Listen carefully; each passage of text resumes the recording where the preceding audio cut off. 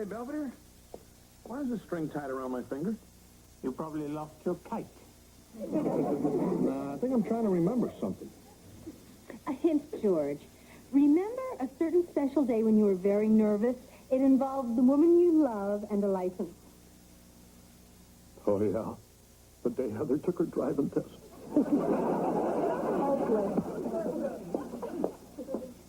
Dum, dum, da, dum. Oh, my God, I did it again. I forgot our anniversary. A good thing you reminded me. I wasn't reminding you, George.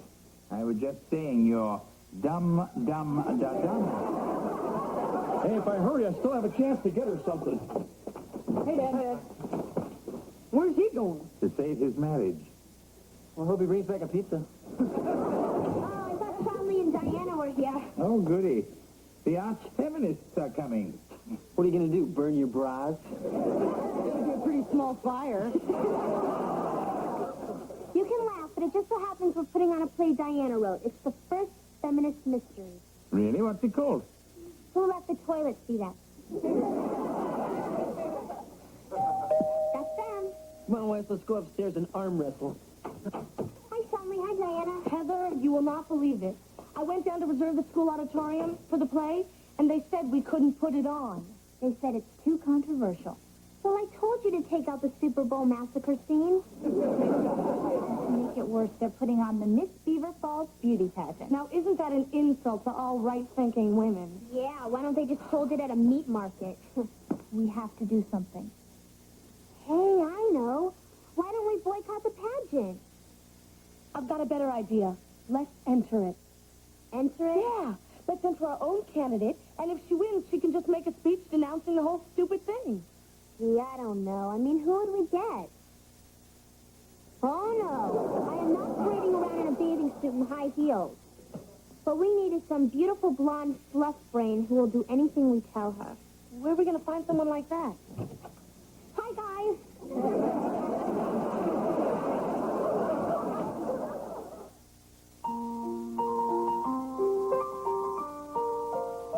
You want me to be Miss Beaver Falls? And I'll win a scholarship and prizes? All you have to do is parade your bod for a bunch of leering spectators to judge like a side of beef. What's the catch? There's one catch. During your speech, Heather, later. We have to transform Angela into the perfect contestant. All right. We're going to make her charming and graceful and articulate. In a week? Hey, big guy. You're not going to believe what I got for Marcia. It's an anniversary gift I've never gotten her before. That rules out a cordless screwdriver. Look at this rock. That must have cost a fortune. Not exactly. But it's not exactly real either.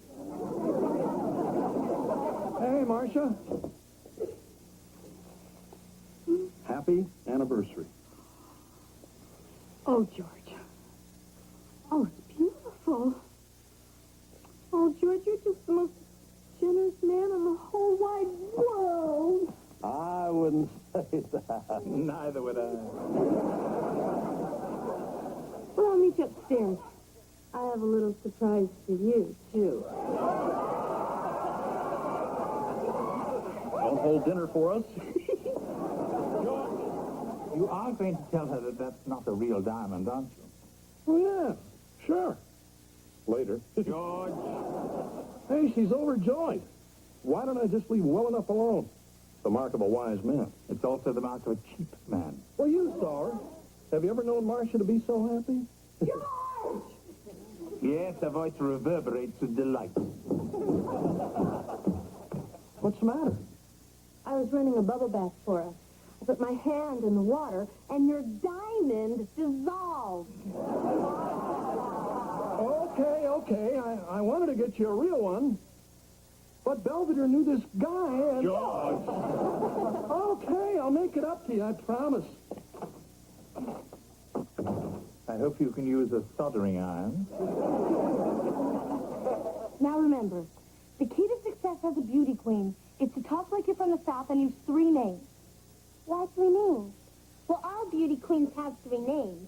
Mary Ann Mobley, Deborah Lee Moffett, Lee Merriweather. She's heard of it. And so I say to you, together against this exploitation of our bodies and strive for the day when we are valued not for the content of our brassieres, but for the content of our brains. Wow, that's real powerful stuff, Diana, but I don't think Angela can handle it. I mean, she gets mixed up on this little piggy. Oh, come on, you don't give Angela enough credit. I bet she's a lot deeper than you think. Sorry I'm late. I was driving around waving. Waving? Yeah. All beauty queens have to wave. It's a lot harder than it looks.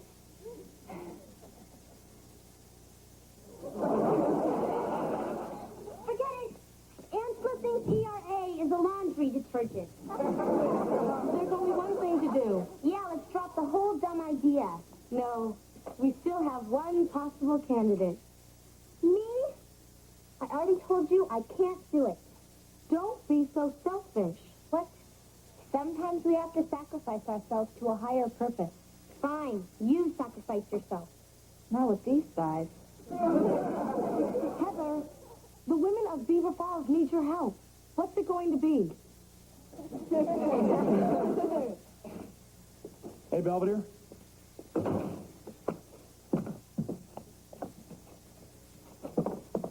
What do you think? I'll get a Coke. It's not for you. It's for Marcia. I had a big special. You know what's inside? Knowing you, it's probably a miniature stripper. No, a diamond ring. And this time it's a real one. Why, George, you're actually imaginative. Wait till you see Marcia's reaction. No, I don't think I should. This is a moment for the two of you. Besides, I'm hungry. Marcia! Hey, Marcia!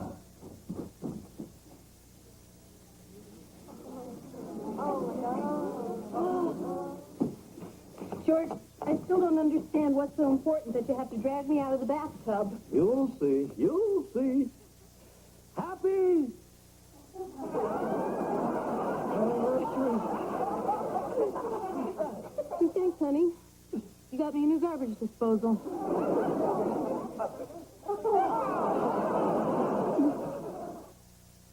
Don't give me color that falls flat.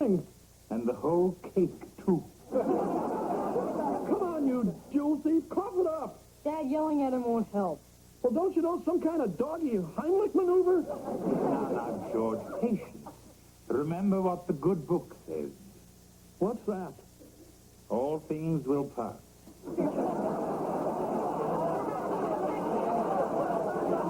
You mean... I'm afraid so. You're going to have to go on duty. Heather, what do you mean you didn't tell her? Well, I was going to, but I couldn't. Hi, guys. I'm raring to go. What are we going to practice today? Angela, I don't know how to tell you this, but I'm kind of in the pageant, too. I hope you don't mind. Mind? As your very best friend, I want you to share in the joy of the pageant. But what if I beat you? Hey, just entering was honor enough. Besides, I'm blonde and you don't have a chance in hell.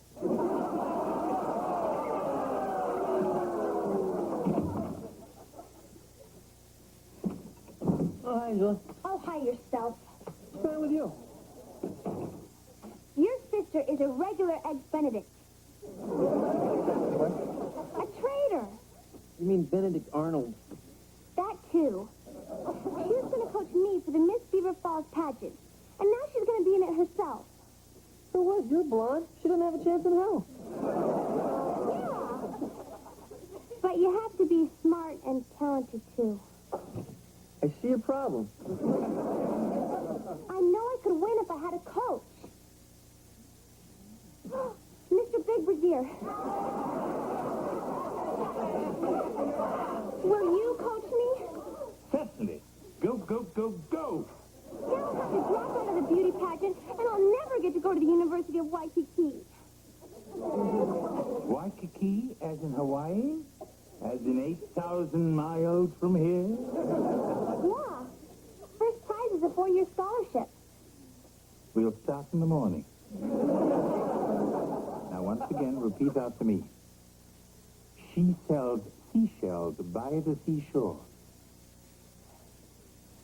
She sells seashells by the seashore. Very good. Do you know why I asked you to say this? Because a beauty queen should be able to discuss the environment. No, Angela, I'm working on your elocution. My electrocution? Don't tempt me. Now, put this book on your head. Is this a balance? No, I'm hoping some knowledge will soak in. Come on, Your Regal Highness. It's time to make your entrance. Dun, dun, dun, dun, dun, dun. What are you doing here? I live here. What are you doing here? Mr. Bombadier's coaching you. Why are you helping Angela? Because if anybody needs help, she does. She's over there. Now, Angela, remember, pretty is as pretty does. You're absolutely right. Come on, Heather. Let's go upstairs and work on your makeup. Oh, Heather, Yeah? what prompted you to enter the contest at the last moment?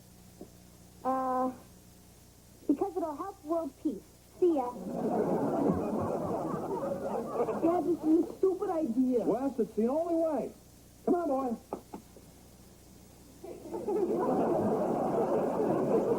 George, why is Spot wearing a diaper? Spot's obedience school is putting on a play called Gandhi's Dog. Okay, he joined the canine corps of the Hare Krishnas. George, I'm getting a headache, and I think it's going to last a long, long time.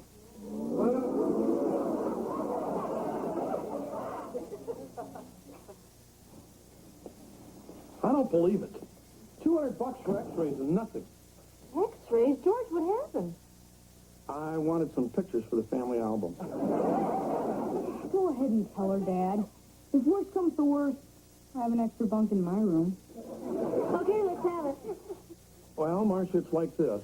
I got you a real diamond ring. You did? Yeah, but I had it baked inside the cake that Spot ate. You did.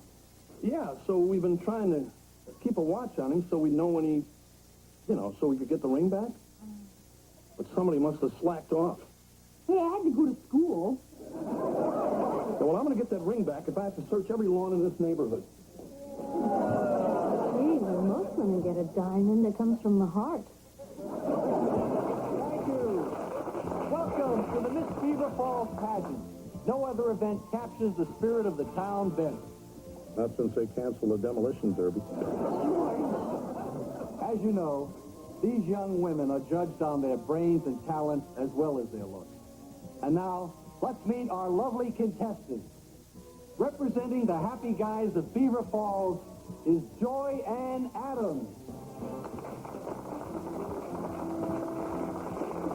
Representing the Brotherhood of Accordionists is Lori Evelyn Paxton.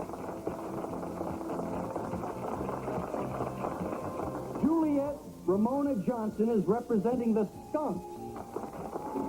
I hope that's a club.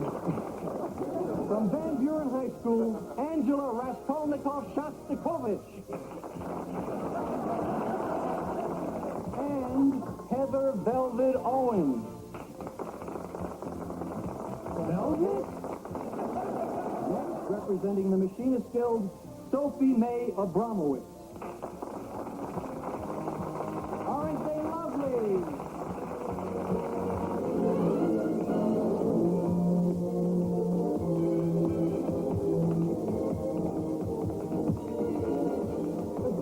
Lessons really paid off. Yeah, much more than the yodeling lessons. I've never seen anything so corny in my life. I know, the judges should really eat it up.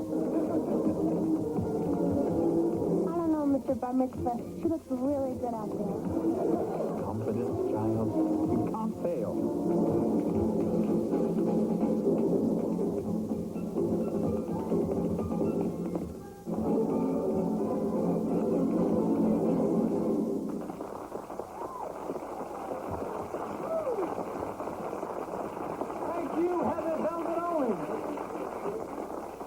And now our next talent contestant, Angela Raskolnikov-Shostakovich and her friend, Lynn.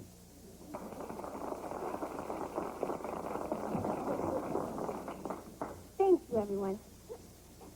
Lynn, don't you want to say hello to all these nice people? Hello, everyone.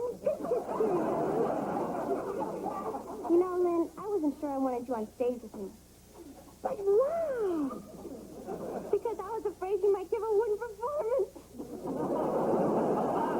I can't believe I'm sitting here when I could have had a root canal. A funny thing happened to me on the way to the pageant. And now for my grand finale. Lynn here will speak while I drink a glass of water. Go on, this I'd like to see. Okay, watch. Merry Christmas, folks. It is Thank you, Angela. And now, an interview with each of our contestants. Angela, we'll start with you. Sure.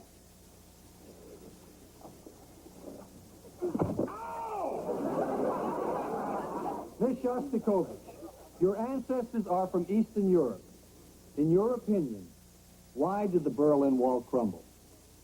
That's easy. Shoddy construction.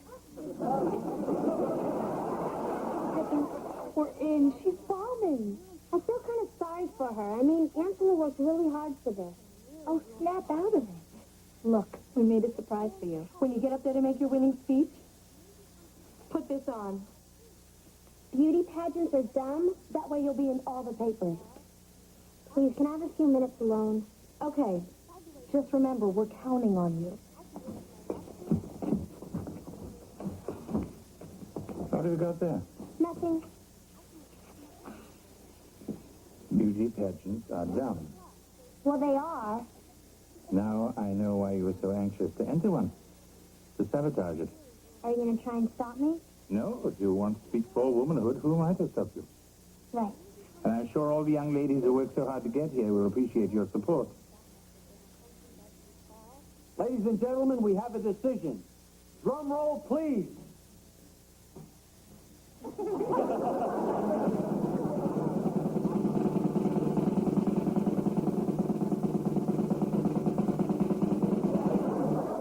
Thank you. Don't mention it. Good luck, Heather. You too.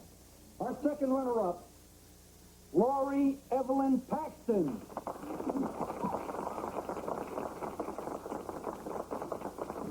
And our first runner-up, who'll take over if our winner can't fulfill her responsibilities, is Angela Raskolnikov-Shostakovich.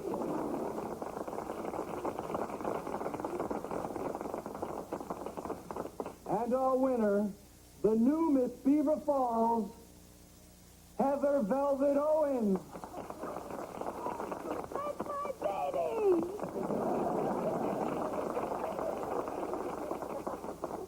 Heather, a beauty queen, I am never going to hear the end of this. Stop complaining. I'm stuck with Angela. Well, what does the new Miss Beaver Falls have to say? Here goes. She's so nervous she can't talk. Maybe she'll throw up. Well, when I entered, I thought I'd see something dumb and degrading. All right, let them have it. But it wasn't degrading to the women who worked really hard to be here, who really put their all into it. It means a lot to them, and I don't have any right to take that away. What's she doing? Making me proud, I hope. And if you want any more statements from Miss Beaver Falls, ask her. I'm turning it down. Heather Velvet. And my middle name isn't Velvet. And I don't want to be Miss Beaver Falls. I don't deserve it. And Angela does. Oh, I don't know what to say. How about aloha?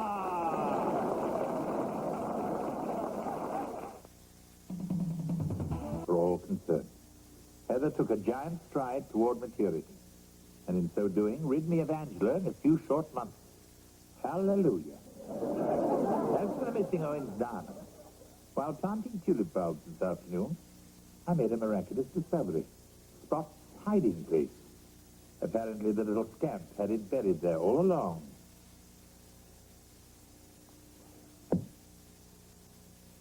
I can't wait for George to get home. Won't you be pleased? Yes. Hey, Belvedere, Look what I got for Marcia. I had to sell my country club membership to get it. But what the heck? She's worth it. I wonder how much I can get for this.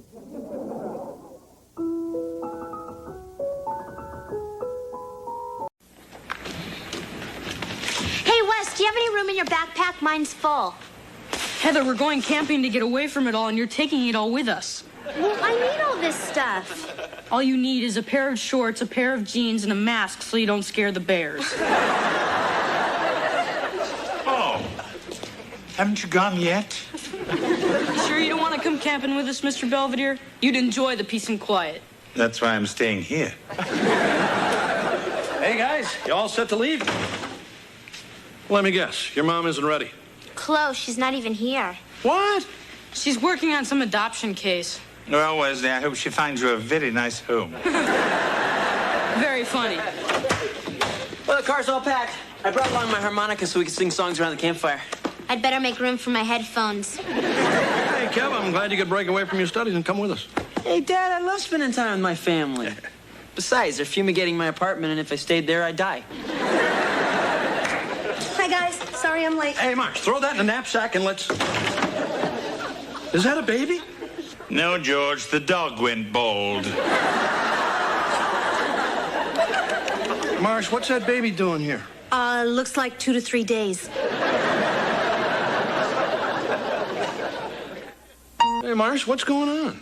Well, the Tiemans who were supposed to adopt this baby found out this afternoon that she's pregnant. And by the time they let me know that they didn't want to go through with the adoption, I already had temporary legal custody.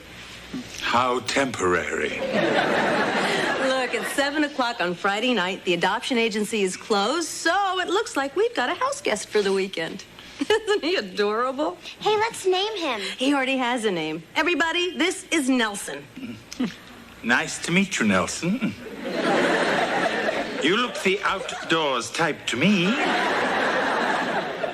So, step lively, everyone. You have a camping trip to go on. Come on, Belvedere. We can't drive a baby like this all the way to the Allegheny National Forest. Why not? You drove me to the brink of insanity.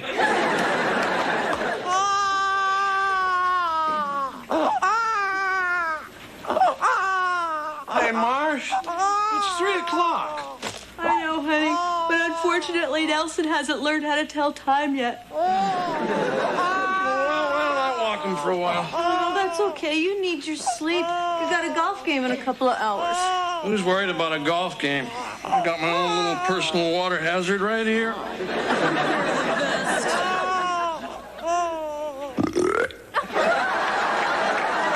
You must have had gas. That was me, Marsh. So, Nelson, did I ever tell you about the time Manny Sanguin was catching Kent Tekulve? Why doesn't anyone ever want to hear that story?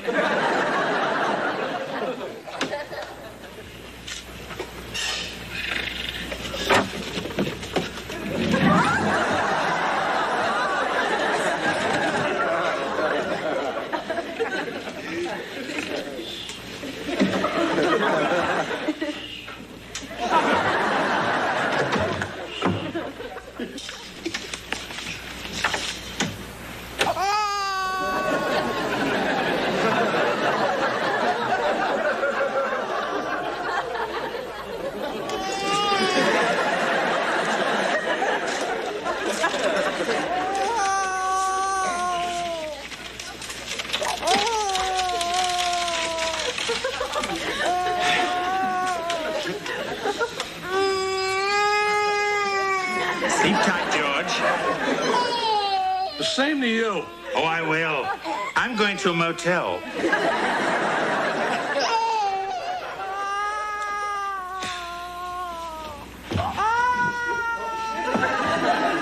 Sorry, this couch is taken.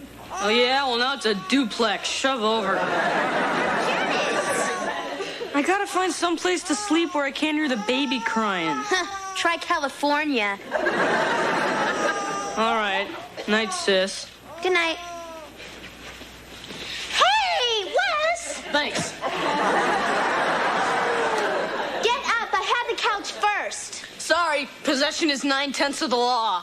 Yeah, well, if you don't get up, I'm gonna bust 9/10 of your head. I'll still be smarter than you. Hey, pipe down! We finally got the baby back to sleep. Jeez! Guess it's safe to go upstairs. Yeah.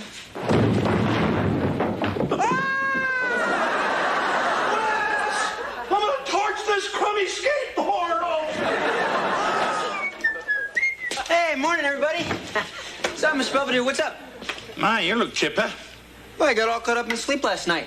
I found a house to share. Why didn't you tell us? Hey, I was lucky the dog let me in. Wesley, you haven't eaten a thing. Where are you going? To school. To get some sleep.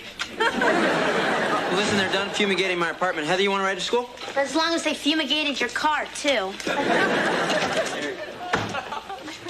Mrs. Owens, some breakfast? Oh, no time. I have to get to the office. I have a lot of calls to make if I'm going to find a home for this precious little guy. Good luck. Same to you.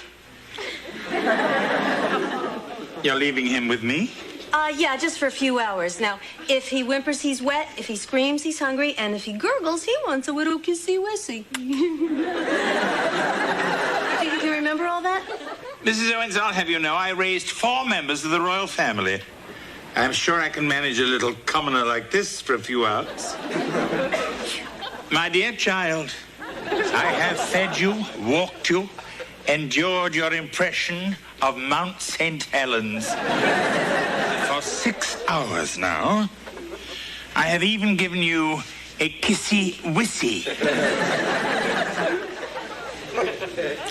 What can I possibly do to make you go to sleep?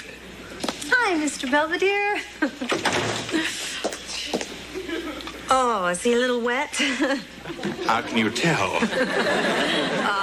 There, that's better. Did you miss me? I don't know about him, but I did. Did you have any luck finding him a home? Actually, I did find a couple that wants him. I'll break out the champagne. Silly man. Babies don't drink champagne, do they? They make their own bubbles. Marsh, what are you doing? It's after midnight. Oh, well, I had a few things on my mind, and the baby was a little fussy. Yeah, he looks fine to me. Well, he was having trouble sleeping. Well, if you're jiggling me like that, I would too. I guess I'm just worried about his future. Hey, you'll find him a good home.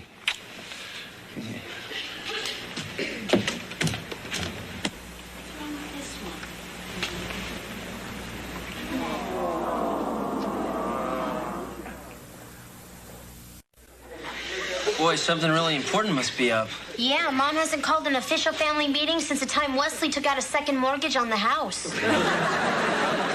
Oh, good. You're all here. Yeah, World Federation Wrestling is on, so make it fast.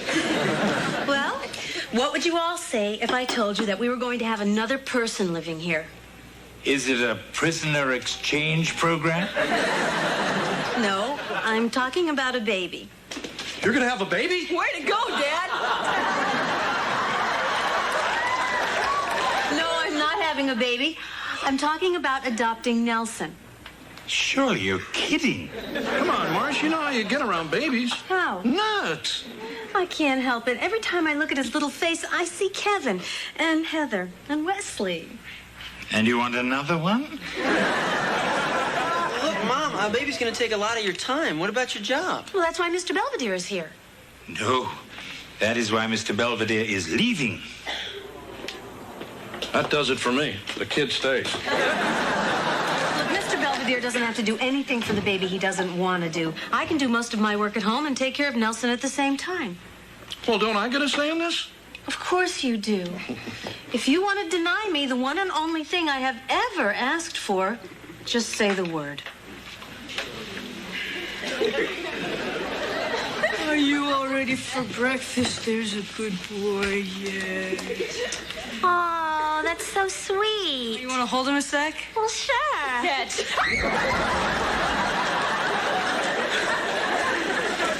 You didn't fool me for a second.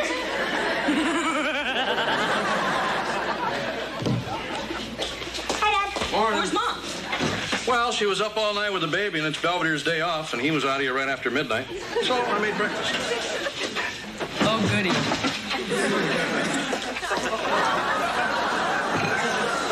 There you go. Homemade oatmeal, nice and hot. Dad, how much oatmeal did you make? A box. Go ahead, dig in.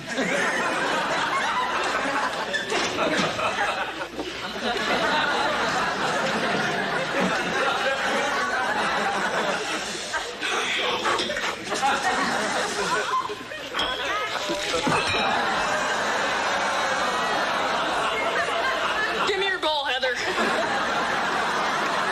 No, you first. You need something that'll stick to your ribs. Come on now, guys, don't fight over your food. Dad's right, Heather. Come on, I'll buy you a breakfast burrito. You're on. Hey, aren't you going to finish your oatmeal? Hang on to it, Dad. We can use it to patch the driveway. Thanks for letting me sleep in, George. Hey, no sweat. So, how's the colic kid? Oh, he's catching a nap. Keeping me on my feet all night really wore him out. Oh, you going to take it easy today? I can't. I have to finish writing 3 briefs, make a long-distance conference call, and help a client reorganize her estate. Don't forget to mow the lawn. See ya.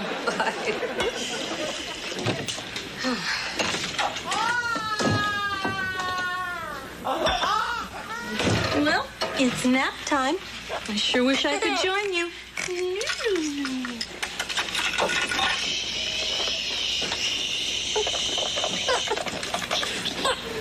Bill McLaughlin, please. Marcia Owens returning his call. Hi, Bill. Can I put you on the squawk box? Good. Marcia, I've been going over the contracts, and I had a couple of thoughts. Okay, go ahead. I'm with you. First of all, Fields versus Westmoreland County is an excellent precedent to cite. Well, failing a motion to dismiss, I think we need a precedent. Oh, hello. Whose boy are you? What? No, Bill. No, nothing. Where do we stand on deposition? Well, they've been submitted to the court, including the required stipulations. Oh, did you make a pee-pee? No, Marcia, I didn't. Oh, no, not you. I'm talking to a baby. Well, as I was saying, Marcia, can you hear me? Hey, Bill, can I call you back in 15 minutes? Sorry, I'm doing court. How about later this afternoon? No good. Why don't we try this tomorrow? No, tomorrow I have to take the baby to the pediatrician. Now listen, Nelson, I have a very important client coming over. So if you could just stay asleep for an hour or two, I can make enough money to buy you a... How do you bribe a baby?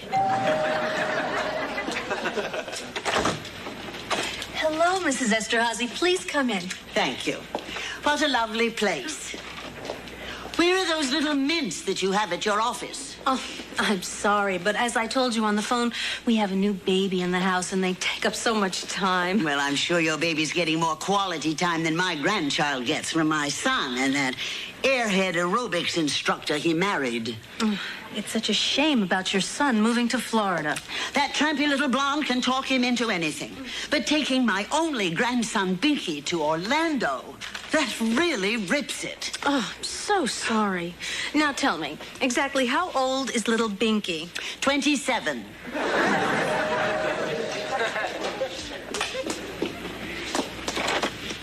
Hi, I'm Stan from the Beaver County Table Company. Oh, I'm sorry. I didn't know you had a hangover. I don't have a hangover. I have a sleeping baby. And a paying client. Can we get on with this? Oh, certainly, Mrs. Esterhazy. I'll be right with you. I didn't place an order for cable. Oh, I got the purchase order right here. It's signed by Wesley T. Owens. What? Marcia, there are any number of competent attorneys that could change my will. And I'd get mints. I'm coming, Mrs. Esterhazy. As you can see, this is not a good time. It's $25 for the house call. If you want me to come back, it's another $25. It's up to you.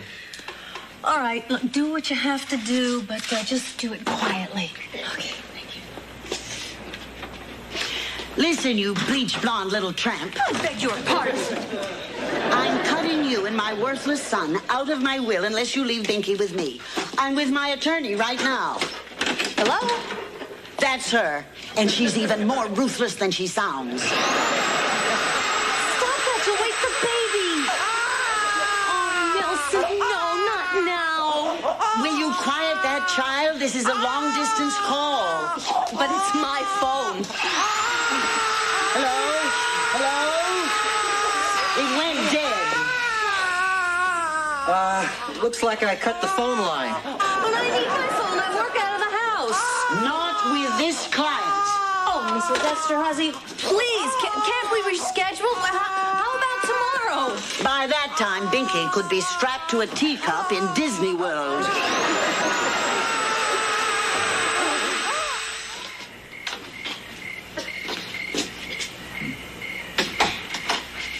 Pleasant evening. Hi, Mr. Belvedere. How's your day off? Oh, very nice. I went to the museum, I saw the ballet, and I ate a fine meal I didn't have to cook. How was yours? Let's just say I had my hands full. Remind you of the old days? No, not really. Mr. Belvedere, I love that baby. Everything should be perfect. So why is everything so out of control? Don't let it get you down. In a mere 18 years, he'll be in college. You're not helping. Mrs. Owens, you made a warm and loving home for your family. You got your law degree when many other women would be out playing tennis. At the same time, you raised 3 fine children.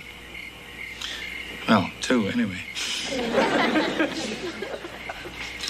Mr. Belvedere, do you think I'm doing the right thing trying to adopt Nelson? I couldn't say. But the right decisions are always the hardest.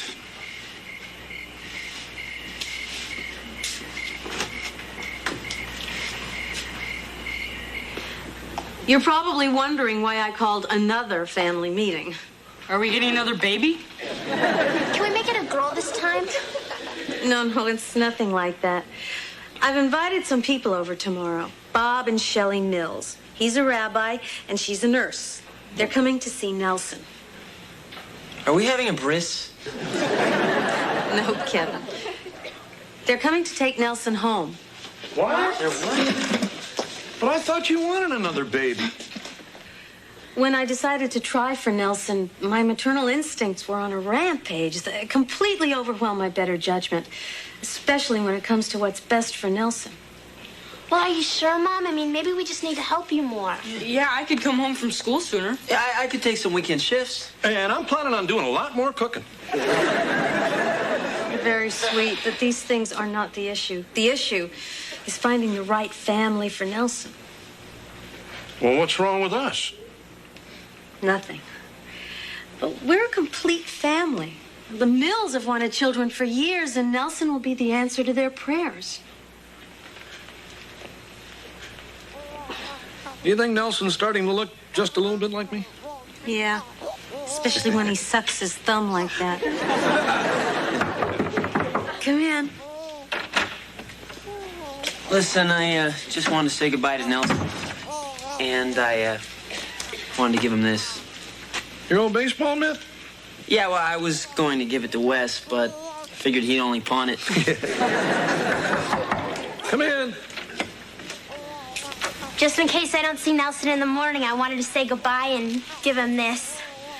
Your blow dryer? In case he grows up to be an anchor man. Hey, what's going on? We're kind of saying goodbye to Nelson. Oh, yeah, I'm really gonna miss the little dude. Of course, I never had to change him. Good night, all. Hey, big guy.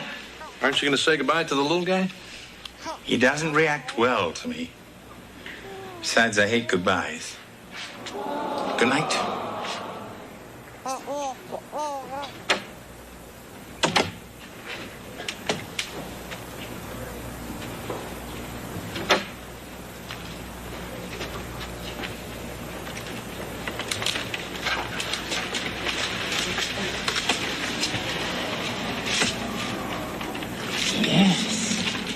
Yes. What I meant before was, I hate public goodbyes.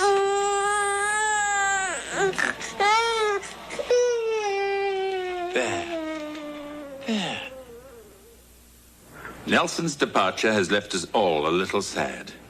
Mrs. Owens was particularly hard hit, especially after Heather tried to comfort her by promising she'd have grandchildren in a few short years. In all candor, even I was bitten by the baby bug, to an extent that I was reluctant to admit. Ah, well, one must take comfort where one can find it.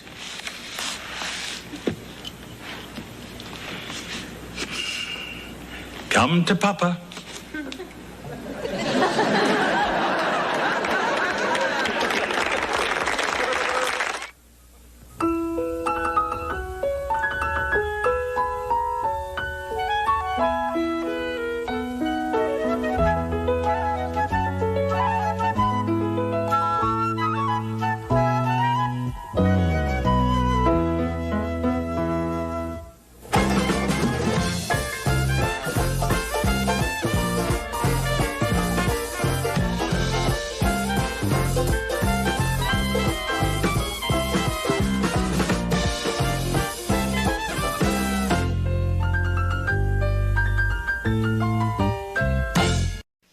Come on, Marsh, it's after midnight. You gotta get some sleep.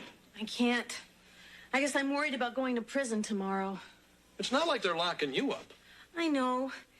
It's just that this is all so new. I mean, up till now, all of my legal work has been wills and divorces and defending Wesley from the neighbors. Who is this jailbird anyway? Sharon Witt. I've never met her, but she's been convicted of armed robbery, grand theft, and felonious assault. Oh. I think I voted for her. George. Come in. Oh, Mrs. Owens, I heard you pacing for several hours. May I bring you some hot milk? Oh, no, thank you. I can get my own hot milk. Then may I get you a cookbook? Good night. Good night, Mrs. Owens. Hey, come on, Marsh. You're not going to do anyone any good if you're dead on your feet. Yeah, I guess you're right, George.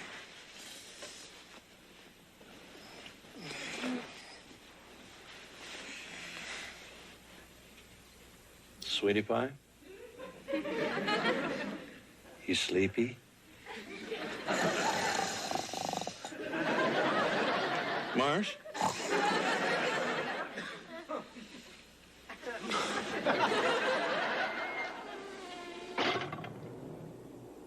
You're the third lawyer they assigned to this wacko.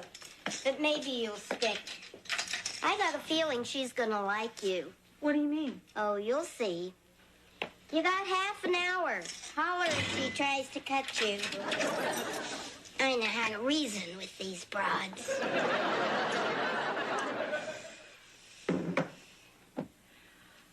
Hello, I'm Marcia Owens, your court-appointed attorney. Yeah? Well, I'm Sharon Witt, your court-appointed psycho. Oh, well. Aren't you a sight for sore eyes? So, the judge says 10 years, and... Hey, what are you gawking at?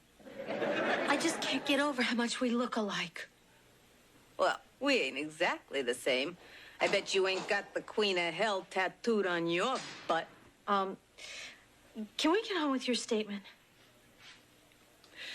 When I think about all the things I've been missing, it just makes me want to cry. I'm gonna get you out of here, Sharon. Yeah, I got a feeling you just might. Smoke? No thanks. Oops. Oh, I'll get him.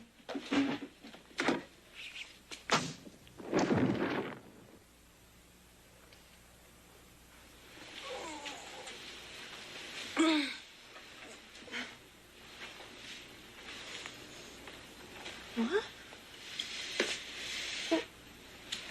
How did I get... Ooh. Oh. Okay, you dames can bunk with Sleeping Beauty. Hey, Whit, you got company. Am I glad you're back? Something terrible has happened. Tell me about it. The latrine backed up in cell block D. Meet your new roommates. No, you don't understand. I'm not Sharon Witt. I'm Marcia Owens. And I'm Sigourney Weaver. No, Sharon hit me. She knocked me out and she stole everything. Even my suede boots. Nice try, Wit. No, I'm telling you, I don't belong here. Oh, no, I wouldn't try to con you. I'm a lawyer.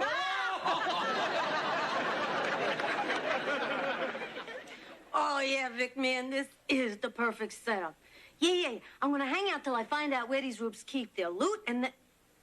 Well, of course I can make them trust me. Trust me. Ooh, I gotta go. Someone's coming. Yeah, bye.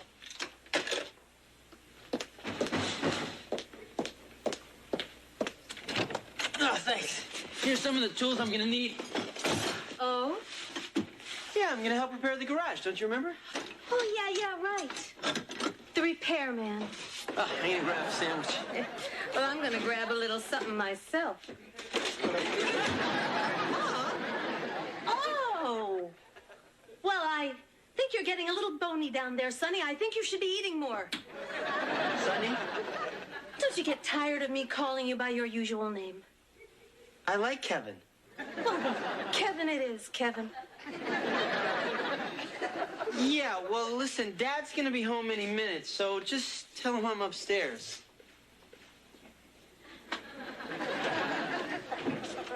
Oh, was that Kevin I saw drive up? Oh, hiya, big boy. Mrs. Owens! Happy birthday.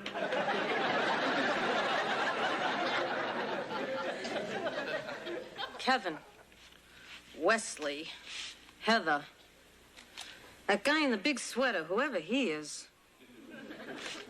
Oh, and that must be the husband. Yuck.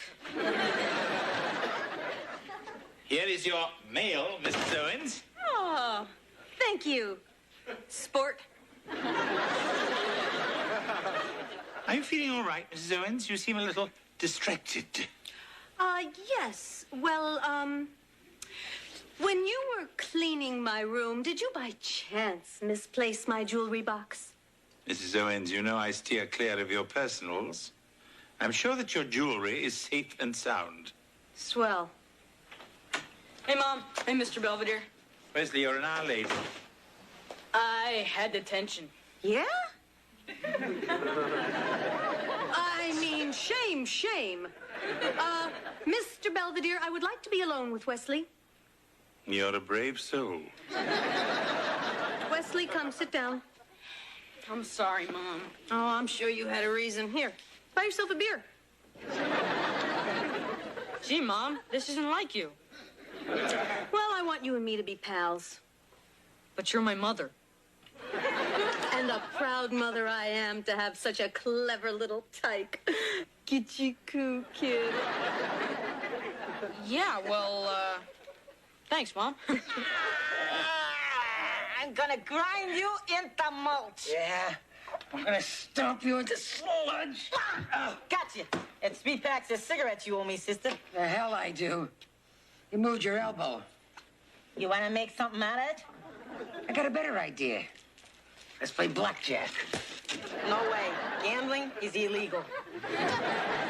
What are they gonna do, kick us out of here? How about you, Blondie? Up for a game? No, thanks. Ah, come on. Look, no weapons. What about her? Old Lady Haverford? Nah. She don't associate with us. Common criminals. That's Doris Haverford, the restaurant heiress who chopped her husband up into little bits and scattered him in the park? I thought they dropped the murder charges. Yeah, but they got her for littering. Well, gee, she's famous. Hey, I'm kind of famous myself. Yeah? Oh, sure.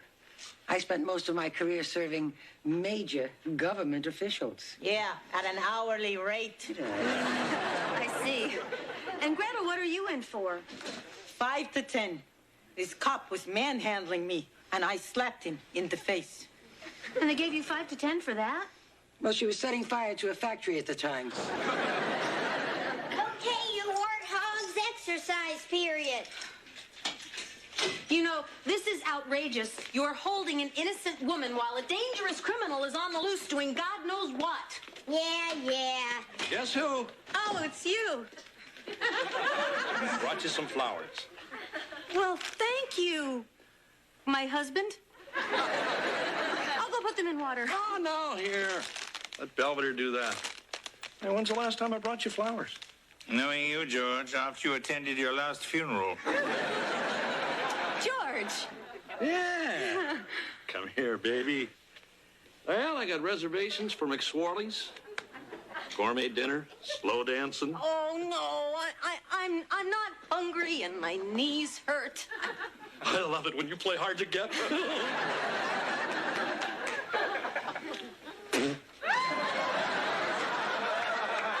I am Marcia Owens. Why won't you believe me? Get off it. Anyone who returns kickoffs like you ain't no sissy housewife.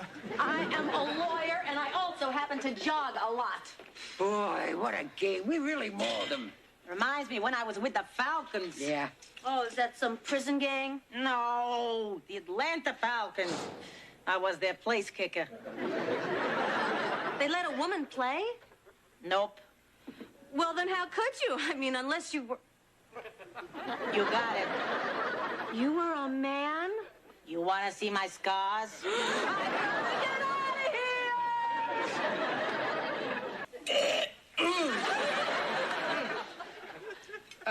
Mom. Yeah. Some friends and I wanted to go to the video arcade after school. Is that okay? Sure. Just be back before the bars close.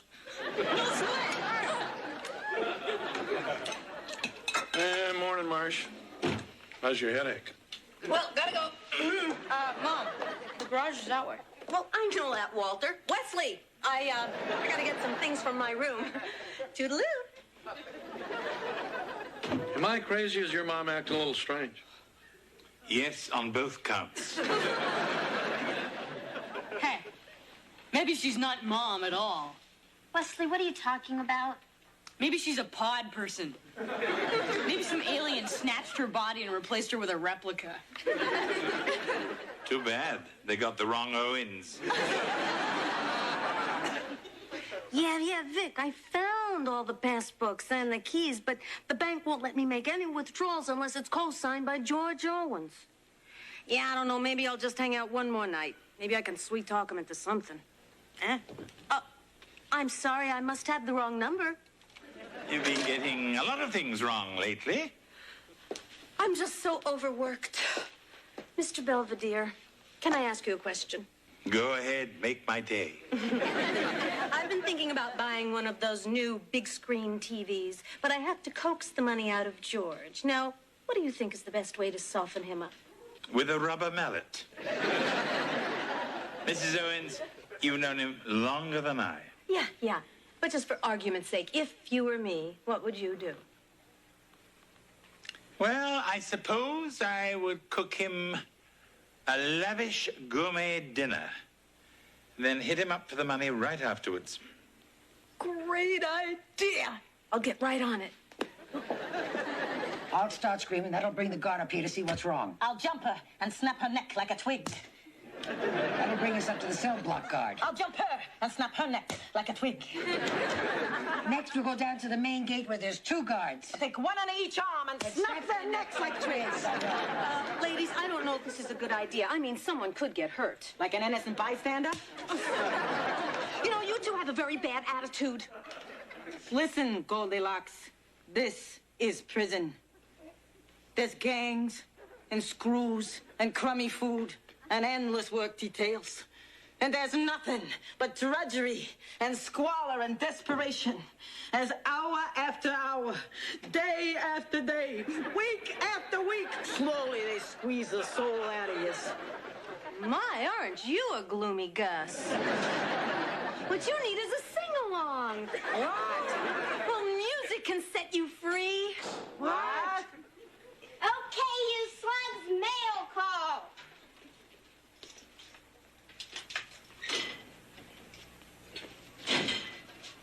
Look out! She has a comb! Do exactly as I say, and no one gets hurt. What do you want? I want to be set free. I want her to sing. Well, any special requests? Yeah. Sing do, re, mi. But one false note and Murphy's history. Sing, ladies, sing. Doe, a deer, a female deer, Ray, a drop of golden sun. You're a little flat. Me, a name I call myself. A long, long way to run. So, a needle pulling threadlock, a note to follow, so tea, a drink with jam and bread that will bring us back to dough.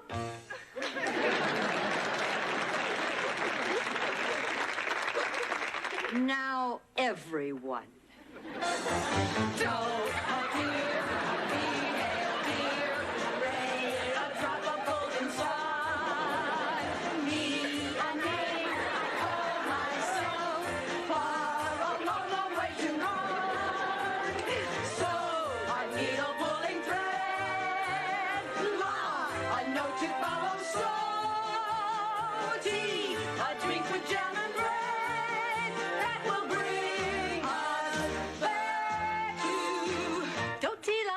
Mi re do. So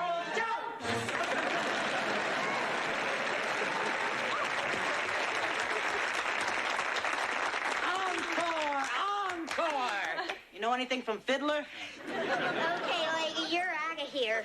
You finally believe me. Well, it's worth the fingerprint check. And besides, if you break into Sunrise Sunset, I'm going to puke. Goodbye, everyone. Bye. Would you like some apple strudel, Mr. B? Oh, really, Mrs. Owens? I feel so uncomfortable sitting here letting you serve me. Relax. I'll eat when you're done. Now, who wants more? I'll have another piece. Would you like me to heat it up for you? Sure. Boy, Mom sure is friendly. How about this meal she cooked? Beef Wellington, truffles, stuffed wild goose?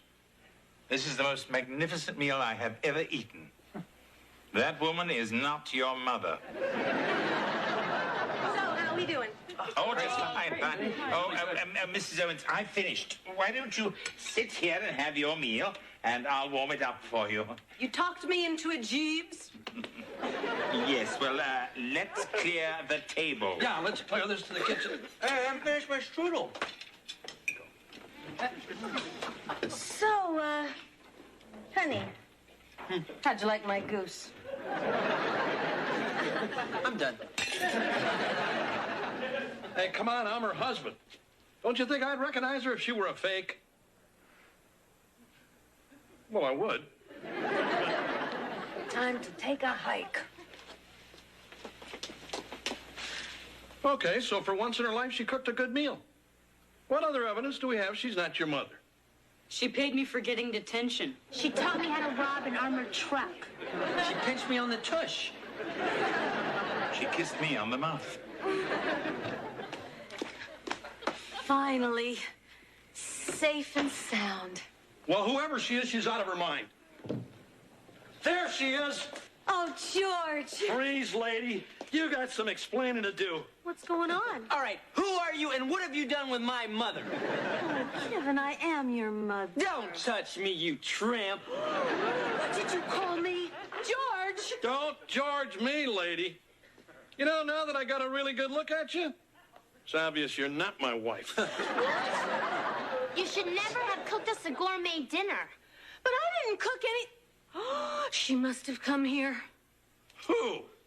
Sharon Witt, my client. She looks just like me. She knocked me out. She stole all my things, and she must have used my keys to come in here.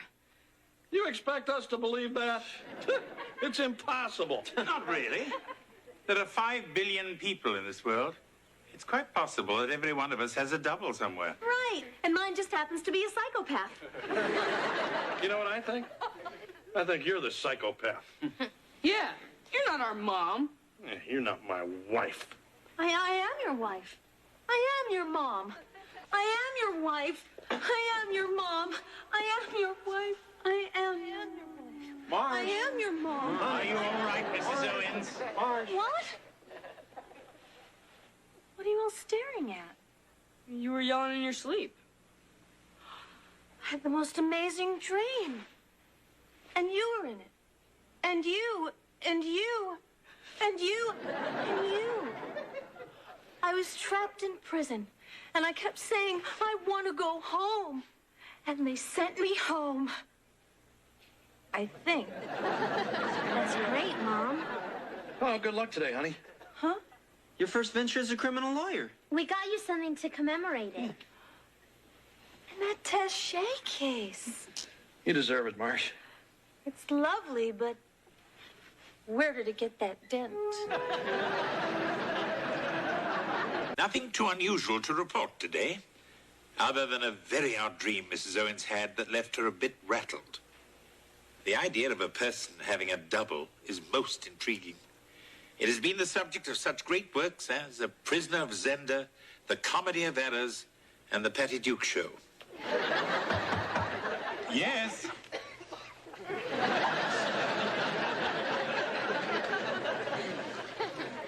Your shift is up, Lynn. You can go out and play. Excuse me.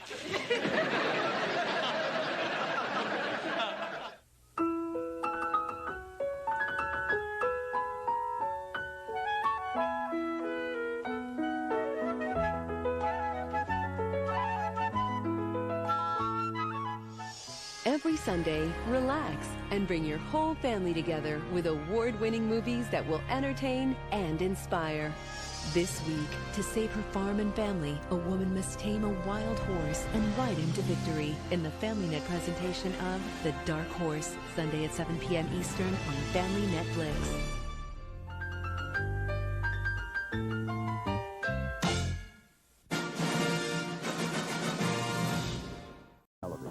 We care who's watching.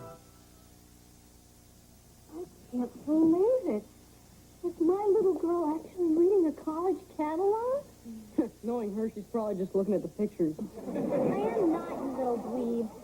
Hey, Mom, check out the men's swimming team. Now, Mrs. Owens, remember you're already married to a strapping hunk of a man.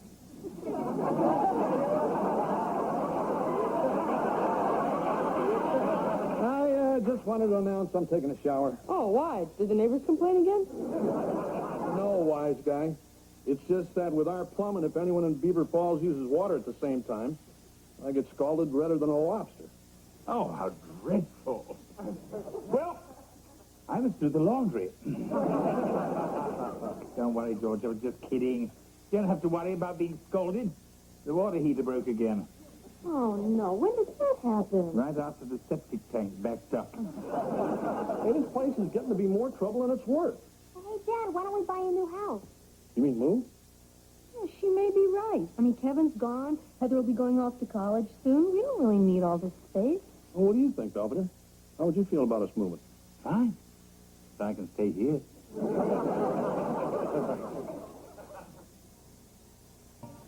You won't believe it. We found the perfect house for the Owens family. Let me guess. It's in Amityville, and the walls ooze with blood. Brand new, sunken living room, skylights, cathedral ceilings. Yeah, there's even a special place for you, big guy. A guest room out back?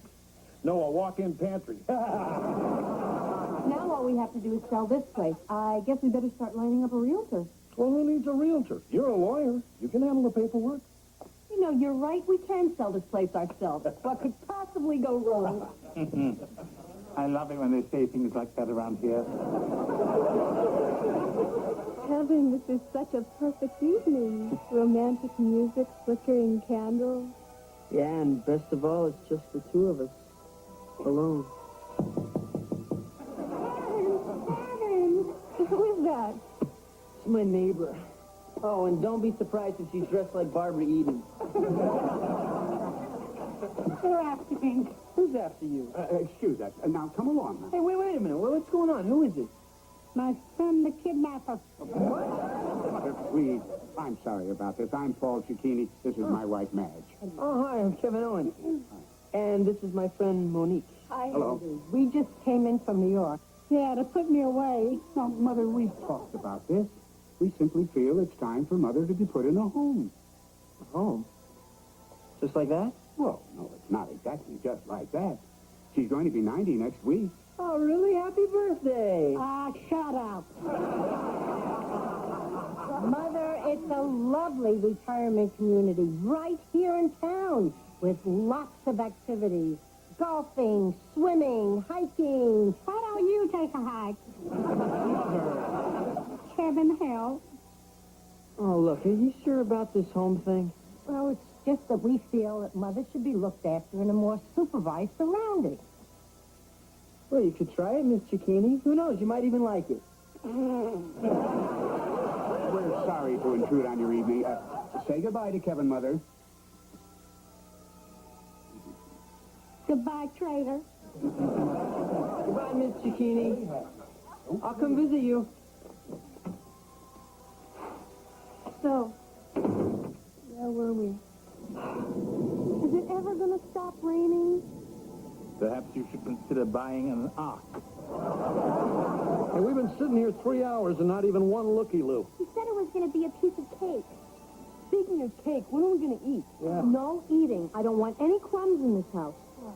Hear that, Heather? None of your boyfriends can come over. Yeah, well, if you're here, the house won't pass pest inspection. Hey, kids, knock it off. Oh, my gosh. I can't believe it. Someone's actually coming up the walk. Battle station. Everyone act normal. Well, there's a first time for everything. Welcome to our lovely home. We hope you find it warm and cozy. Sure, why wouldn't I? It's only you. Nice to see you, too. Was it something I said? What brings you back, Kevin? Miss Cicchini. Was she buffed into belly dancing? Worse, her son came and dragged her into some retirement home. I tried calling her, she won't even come to the phone. Well, she's probably entertaining in the jacuzzi. I'm really worried about her, Mr. Belvedere. Come on, let's go cheer her up in the rest home. Good idea, Kevin. And if I'm lucky, they can put me up for the weekend.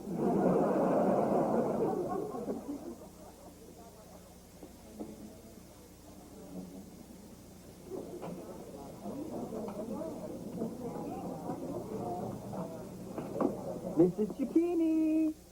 Surprise! Mrs. Cicchini, how do you like your new home? It sucks gopher guts. What's wrong with it? Everyone's home. A retirement home with old people? What's the world coming to? We bought you some treats. Look, I have your favorite candy, a sugar daddy. I don't want it. Well, there's something I know you'll like. The swimsuit edition of Beefcake magazine. Yeah, pumps in trunk. No, thanks.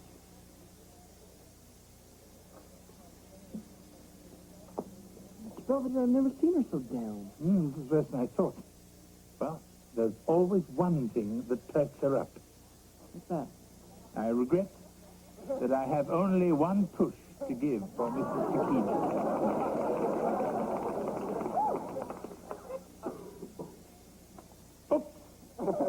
Why, Mr. Belvedere, you dropped your candy.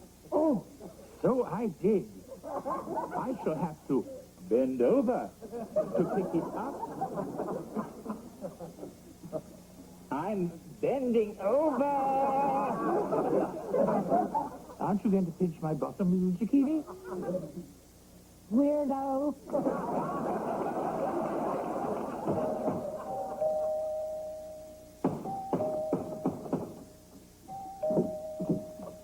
Belvedere ordered a midnight pizza.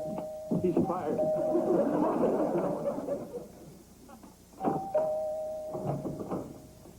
Hi, we're the Pinkneys, Blair, Rose. We're here to see the house. Now? You want to see the house now? Hey, babe, we're nice people. Now, what about tomorrow? We're going to Atlantic City tomorrow. We're going to catch Merv at resort. Anyway, your sign says open house. If it's not open, I call that false advertising. Oh, gee, George, as long as we're up, we might as well show them around. Well, what can it hurt? Well, shall we start? This is the living room. No, I thought it was the garage. He kills me. There you go, babe. I say we kill them both. Now, this room features wainscoting on the walls and a gabled alcove.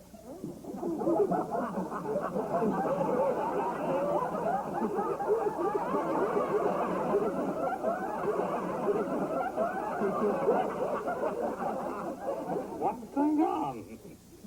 Who's this? We really winky?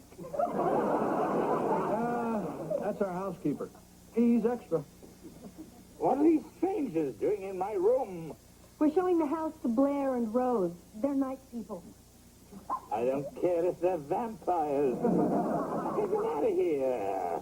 I think Spud here got up on the wrong side of the bed. Has everybody gone mad? Get out.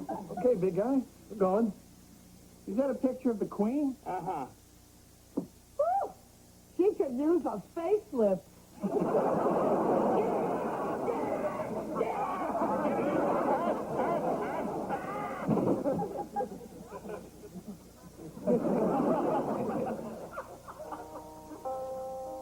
Wasn't the movie romantic, Kevin? It sure was. I mean, the way that French soldier got up from the trenches and ran all the way back to Paris just to be with the woman he loved.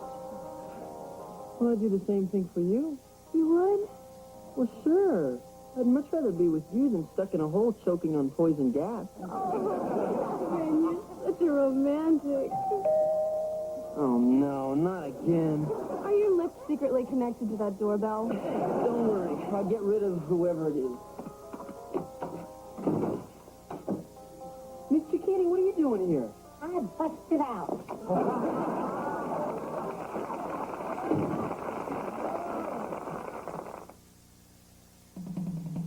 I'm the lamb. Oh, I see your chips here again. Yeah, and we're kind of in the middle of something, so... Hurry up. I want to go to bed. Well, Kevin, when you get a free minute, give me a call. Goodbye, Mrs. Cicchini. I'm sure you two will be very happy together. No. Tramp. Look, Miss Cicchini, I know you didn't exactly like the home, but you can't just go busting out.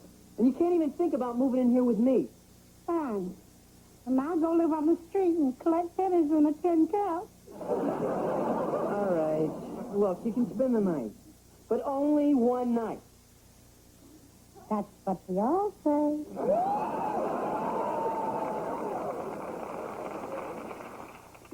How's the open house going, Mrs. Owens? Gangbusters. We have twice as many people as we had yesterday. That makes 4. By the way, can we have some more of that banana bread? Oh, must I stop baking again? Okay, I'll bake the banana bread. Oh, no. We want to sell this house, not have it condemned.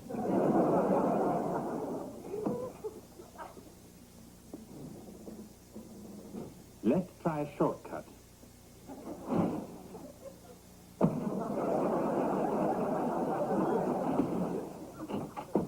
Miss Belvedere, you have to help me. Miss Cicchini just skipped out of the retirement home. And no one knows where she is?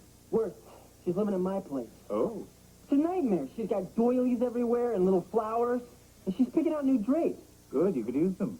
Does her son know what's going on? Well, no, I didn't want to call him until I talked to you. What do you want me to do? Well, she won't listen to reason. I thought maybe she'd listen to you. Thanks for the compliment. Well, don't just stand there. Let her son know what's going on. After you've done that, turn over the banana.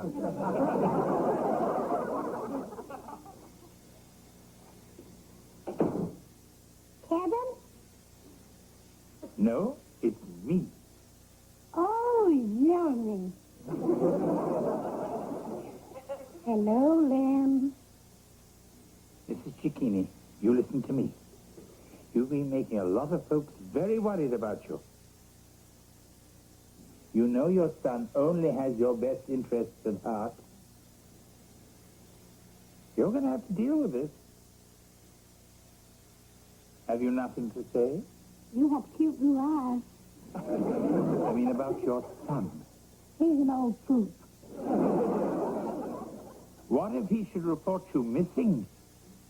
Let's make out. That was a glimpse of our luxury country charmer. If you have any other questions, please feel free to call. We'd love to hear from you and your charming wife. What a couple of geese. You know, it's funny. When I showed them my room, it was like I was seeing it for the first time. That's because you picked up all your junk off the floor and you were seeing it for the first time. No, I mean, I really began to appreciate how warm and friendly my room really is. Hey, I'm going to miss my room, too. Especially my view of Fifi Huffnagel's shower. You know, maybe this house isn't so bad after all.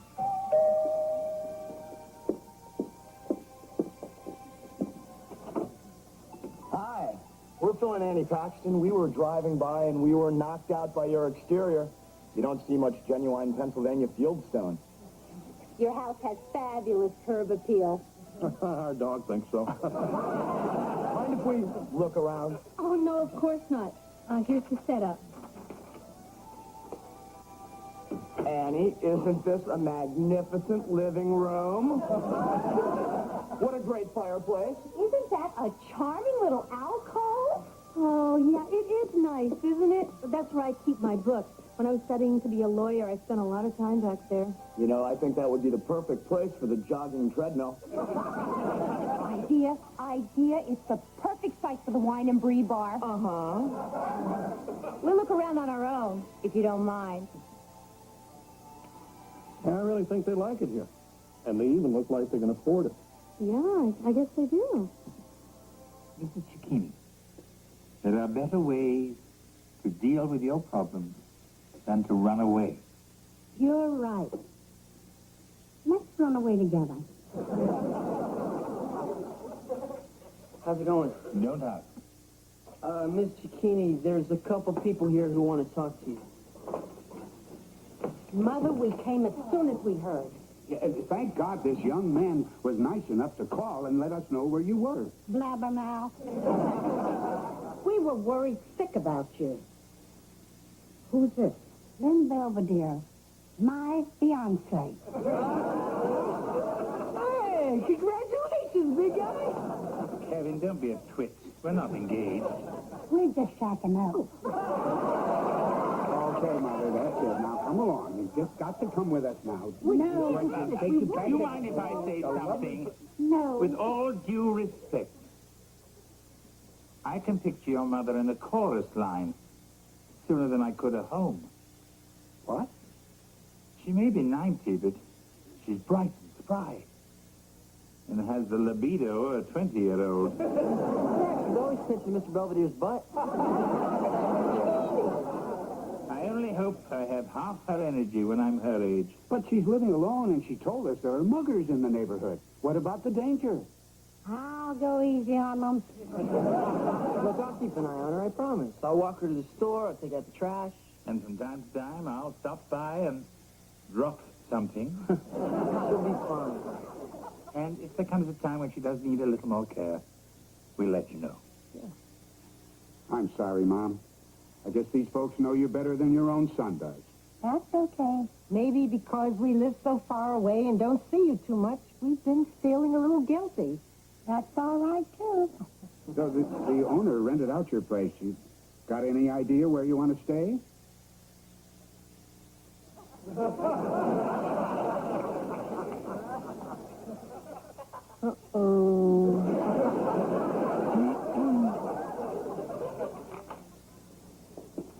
This is our favorite part of the house. And if you're anything like us, you'll probably be spending a lot of time out here. You know, you're right. Perfect place for the hot tub. We'll have to get rid of that old tree. No problem. We'll have to tear it out. In fact, we'd have to tear out this whole patio. You tear out the patio? You know, I think we'd like to make an offer. Give us a minute, okay? I don't want a hot tub out here. George, I don't think that's going to be our decision. Hey, Mom, look, people have a calculator out. I think they want to buy the house. Looks like it. And they want to rip out the tree. Not our tree. We planted it together. Yeah, we watched it grow from a tiny sapling into something so big it produces nuts. Just like your parents. And they want to tear up the patio. Oh, Lord, not the patio. I'm sorry. It's just when I think of all your moronic problems that I've solved out here, I get misty-eyed. Think of it. The new house doesn't even have a patio. Where would we go to confess to Mr. Belvedere? Maybe we could reserve a booth at Donut World. You know what I think? A house without a patio is like a beer without a belch. So few people quote Emily Dickinson. Okay, we've talked it over. And we'd like to make an offer. $160,000. Nah. 162? Nah. 170? Nah. Let him get you, Owens. What's your bottom line? My bottom line is we've learned this is our home and we don't want to give it up. Gosh, I'm disappointed. I don't know what to say. Honey. Well, there's still time for tennis. Ciao. Well, Dad, I guess now you're going to have to fix the plumbing and the water heater and the septic tank. Well, we'll manage. Just like we always do. That's scary. Gee, I forgot how broken down the house is. This house isn't broken down. It's broken in. Yeah. Kind of like Mr. Belvedere.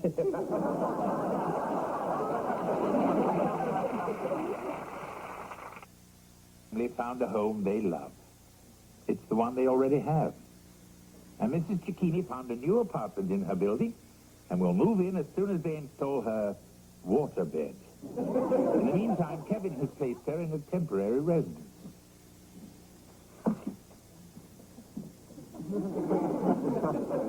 Hello, Lynn. Want to play some strip poker?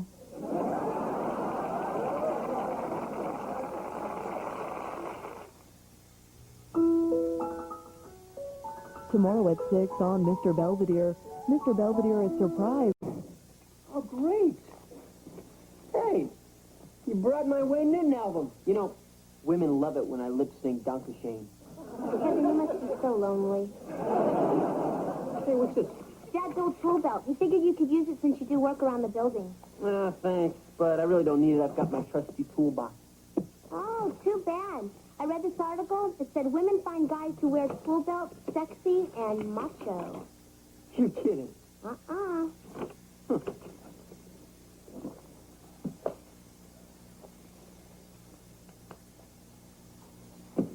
Well, how do I look? Like a geek wearing a tool belt. Hi. Hey, guys. How's the movie? Gross and disgusting. Just like the person who recommended it. Hey, it was great. It was all about this guy who's half man, half rat, and he comes out of the sewer to eat people. Actually, I kind of liked it, but then I'm always a sucker for a movie with good songs. Yeah. Well, here's the mail. Oh, great. Hey, this is that Owen's genealogy thing I ordered. You mean our family tree? I'd like to learn about your ancestors, George. Are they from this planet? As a matter of fact, the Owens are a very distinguished family, right? You bet. According to this, they got kicked out of Wales in 1546. Something about starting to play. Well, Dad, didn't you tell us there was an Owens at the first Thanksgiving? It says here they made him sit at the kids' table. Well, look, there was a Walter Owens at the Alamo. Yeah, he's the tour guide. I heard that. I didn't say anything. You don't have to. I can see that look on your face. What look? That stuck-up British look. Like you were related to knights and kings, right? I wouldn't say that exactly. But then again, I wouldn't deny that I come from a notable English peerage. Hello, Lily. How Charles, me boy. Mr. Belvedere, who's that?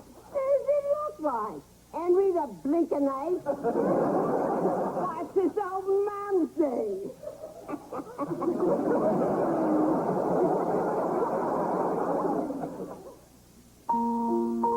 Belvedere. Just call me Peggy.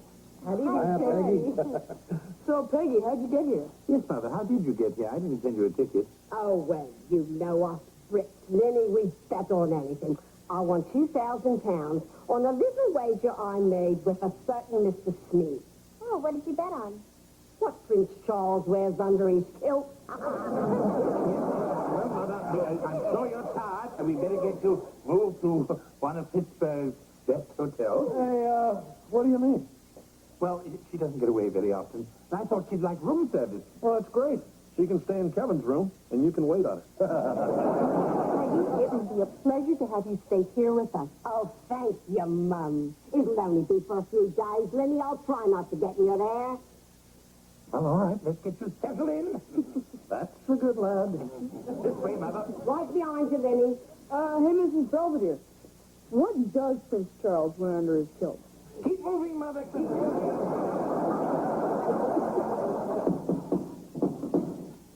Hi, Kenneth. Kevin.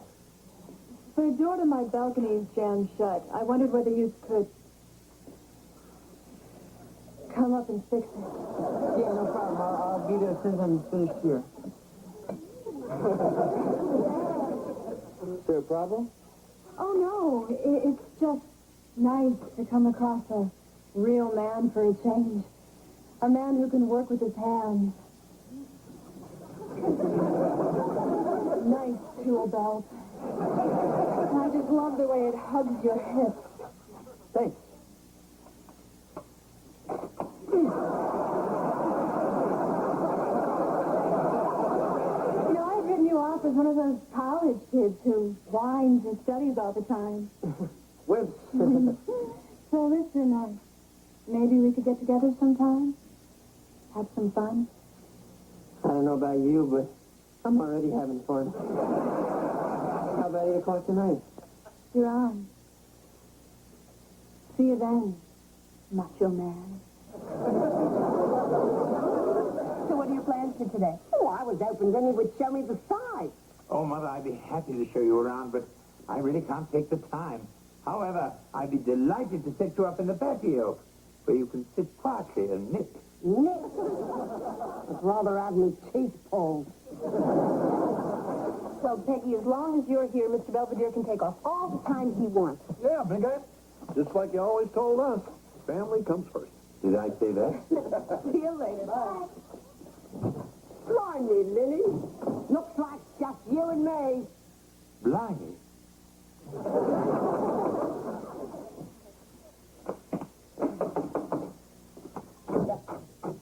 Kevin, the door jammed again, and my cat is stuck on the balcony. Could you please come up and fix it? Oh, sure. Where's your tool belt? Well, it's just for us to go out. Oh, weren't you going to wear your tool belt? I hadn't planned on it. You know, if you wear your tool belt, we might not have to go out.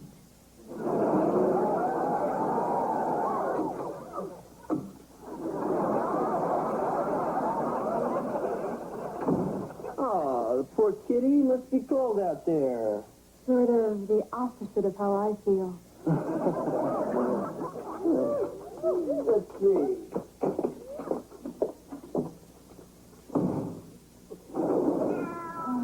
My macho man. Come here, kitty. Here you go. Yeah. Hey, you know something, fella? I think the problem's on the outside. This will just take 1 second. Kevin, you're letting all the heat out. Oh, sorry. Okay. Oh, no, it's stuck. And it's freezing out here. Listen, Paul, you're going to have to call the fire department. I got to get off of here. I have a better idea. Why don't you climb up to the roof? What? We're on the top floor. Just shimmy up and walk down the stairs. Paula, We're 4 floors up. Oh, you little please, you. Paula, I don't think it's such a good idea. Kevin, I nearly lose control just thinking about you climbing up my wall. Up we go. This is unbelievable. You're telling me. There you be. Climb, baby, climb. Climb. Come on, come to Mama. I'm almost there, doll. Come in, you hunk. In a minute, you'll be all mine.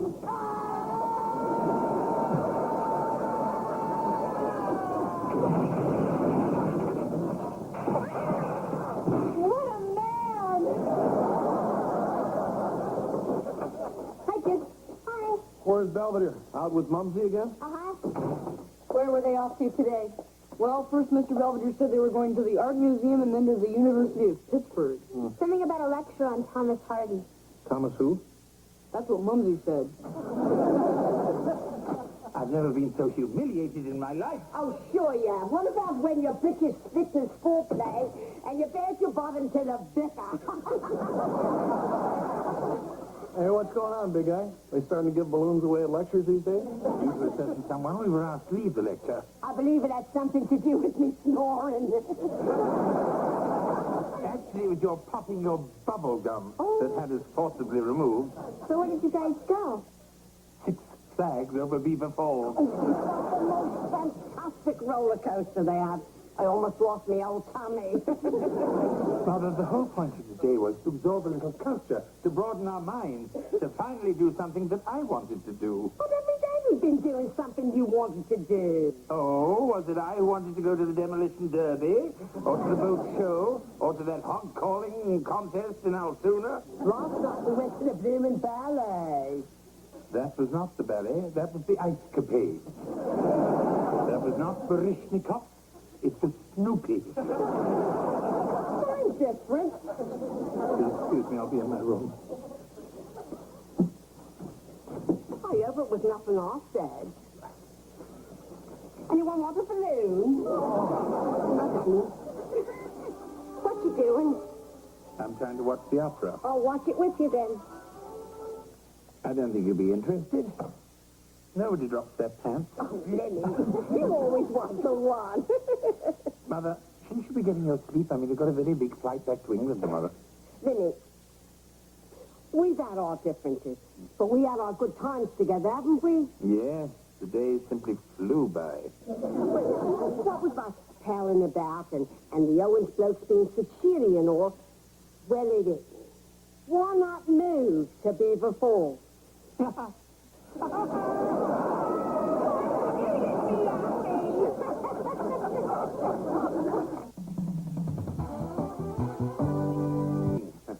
Here. Mother, I think you're just infatuated with things American. The appeal wears off very quickly. I notice you're still here. We'd be together. Think of it. I am. Hey, big guy, can I see you for a minute? Yes. What's the matter with you? That's your mother you're trying to bounce. Well, I had her best interest in heart. She'd be far happier in England. She's no spring chicken. She's not going to be around forever. Her mother lived to be 117. Oh, George, I hate to say this, but you're right. I'm behaving abominably. Well, what do you know? I was finally able to give you some advice. Big deal. Mother, I'd be delighted if you'd stay here in Beaver Falls. Oh, Teddy, and you're welcome to stay here with us as long as you'd like. Oh, that's most kind of you. And now I think we'd better be getting you up to bed. I know the way. Up you go. Tonight I'll tuck you in. Mother, I'm 62. So see, I might be here when you turn 63. 64. Mother, what are you doing? Hello, love. Pull up a chair. We'll have bangers and mash in a jiffy. No, Mother, I'll prepare the family breakfast. Now, George here won't accept payment for me accommodation, and I ain't no freeloader. Now, listen, Mother, I'm Go perfectly... on now. Put your bum over there. No, Mother. Mother! Hey, this is great. Yeah, it's even better than midget wrestling. Who the hell asked you? George, who's that? Homer Hufnagel. Telling me how much he likes your leopard bikini underpants. Well, how did that man ever see my underwear? That's what I'd like to know. Seen him hanging on the line. I did a load of laundry, you know. Mother, we do not put personals on the line. That's why we have a dryer. But they always hung things out on the line back home. Well, you're not back home. You're not in Higby Road. And I will attend to the duties of this house in a dignified and proper manner. Mrs. Owens, I will remove your panties from the leering gaze of Mr. Hufnagel, and then I will return and prepare the meal. Any questions? No. Kids.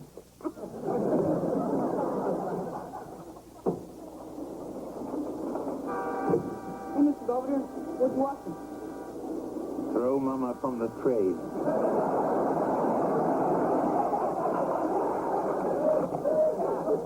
Your mumsy's getting to you, huh?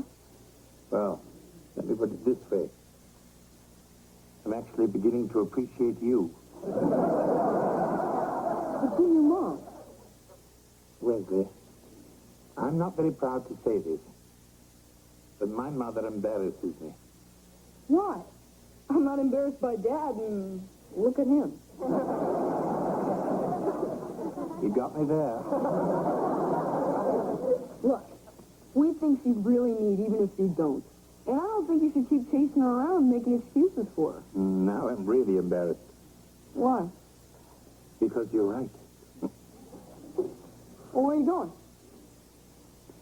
Did I ever tell you that my mom loves chocolate-covered cherries?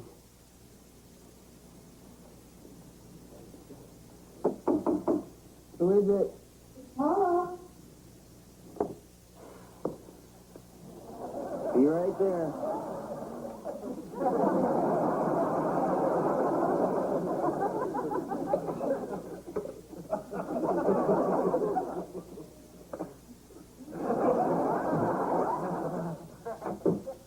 Hi, Paula.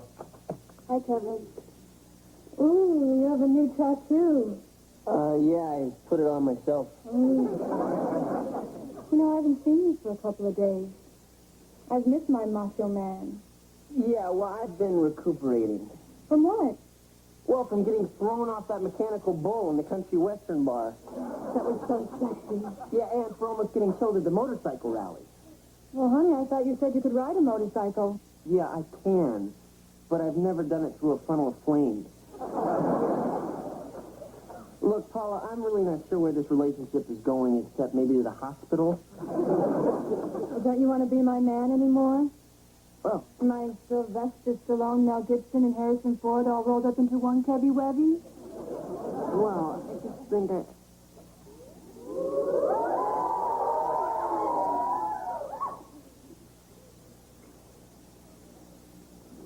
Okay. Good. Because my old boyfriend said he's coming for me, and I want him to kick his butt all the way back to the stinky old Marine. Wow, is that really where Mr. Belvedere grew up? What's going on? Mumsy's giving us a picture show. And that's Digby Road. Look familiar, Lenny? Yes, Mother. And that was our happy home. Wow, that place was a mansion, Mr. Belvedere. Of course, we only had one room in the basement. Things being what they were.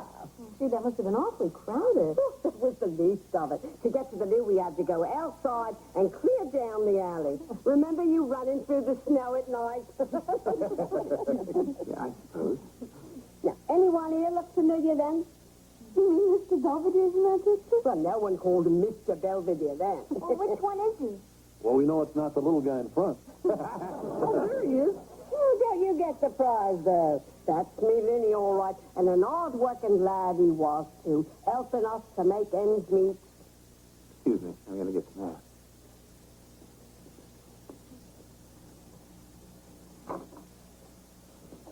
Oh, hello, Kevin.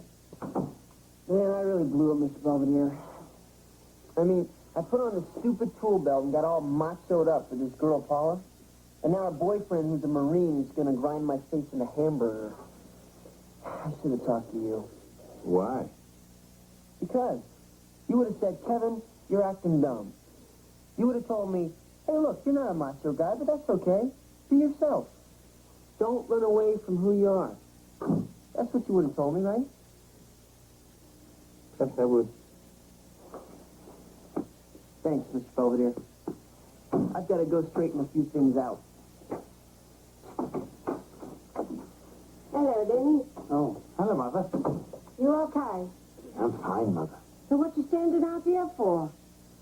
Well, I'm trying to limit my exposure to Wesley. Wasn't him that drove you out of the room. It was me. Suppose if I stayed around here long enough, I'd drive you out of the whole blooming town. You were just being yourself, Mother. And I get the feeling you're not too proud of what that is. No, Mother. What I'm not very proud of is me. You, those photographs, that's what I really am. It seems that I've spent a lifetime trying to deny that. You remember what you used to say to me when you come running home carrying all them big books from school? You'd say, Mumsy, someday I want to be a fine English gentleman. That seems a long time ago.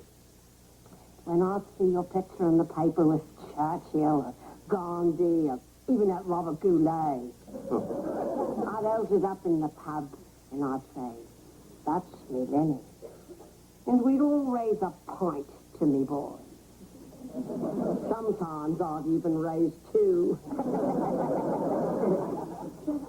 I'm sorry if I behaved badly to Mother. I'm sorry if I embarrassed you in front of your friends. I love you, Mumsy. I love you, Lenny. It's the same, the old world over. It's the poor what has the blame. It's the rich what has the pleasure. Off to bed. Her plans are not yet finalized. But whether she decides to stay or go, the important thing is, I'm proud to say, she's me mum. Come in. Benny, I appreciate the chocolate-covered cherries, but they never was me favourite sweet. They was yours. So have a go at them, son. Mumsy knows best.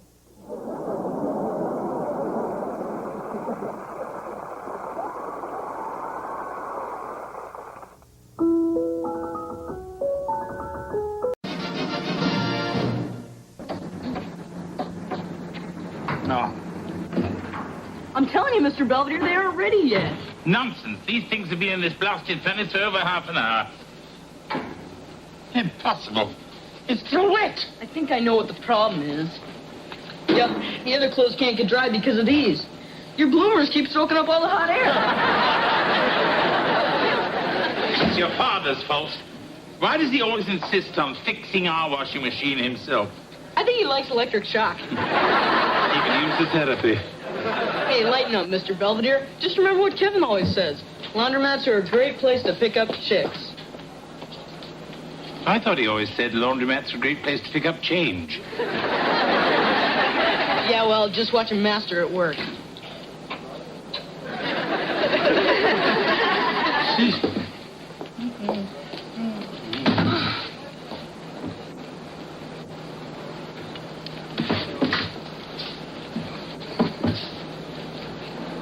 Oh, somebody been making mud pies? Excuse me. Oh, these. They weren't mud pies. Spanky pushed me out of a tree. Spanky? A 5-year-old gorilla who doesn't like to share his blackberries. Oh, I'm sorry if I'm not quite making sense. I just spent 5 years living with mountain apes in Rwanda. Really? I live in a monkey house here in Beaver Falls. How has Africa's loss become our gain? Oh, the grant money ran out, but the University of Pittsburgh offered me a position as a guest lecturer, so here I am. Well, neighbor. We must get together and swap stories about the Dark Continent. You've been there? Yes, I spent several years with Sir William Daly in the Congo. Actually, one of the tribes made me an honorary witch doctor. You're not serious. I have the shrunken heads to prove it. I'm Lynn Belvedere. Louise Gilbert. Boy, the attitude some women develop by the time they're 13. Lynn, here's my phone number. Why don't you call me? Say after 5? Oh, you can count on it. Well, it's been a pleasure, Louise. Who's that? Oh, just a chick I picked up at the laundromat.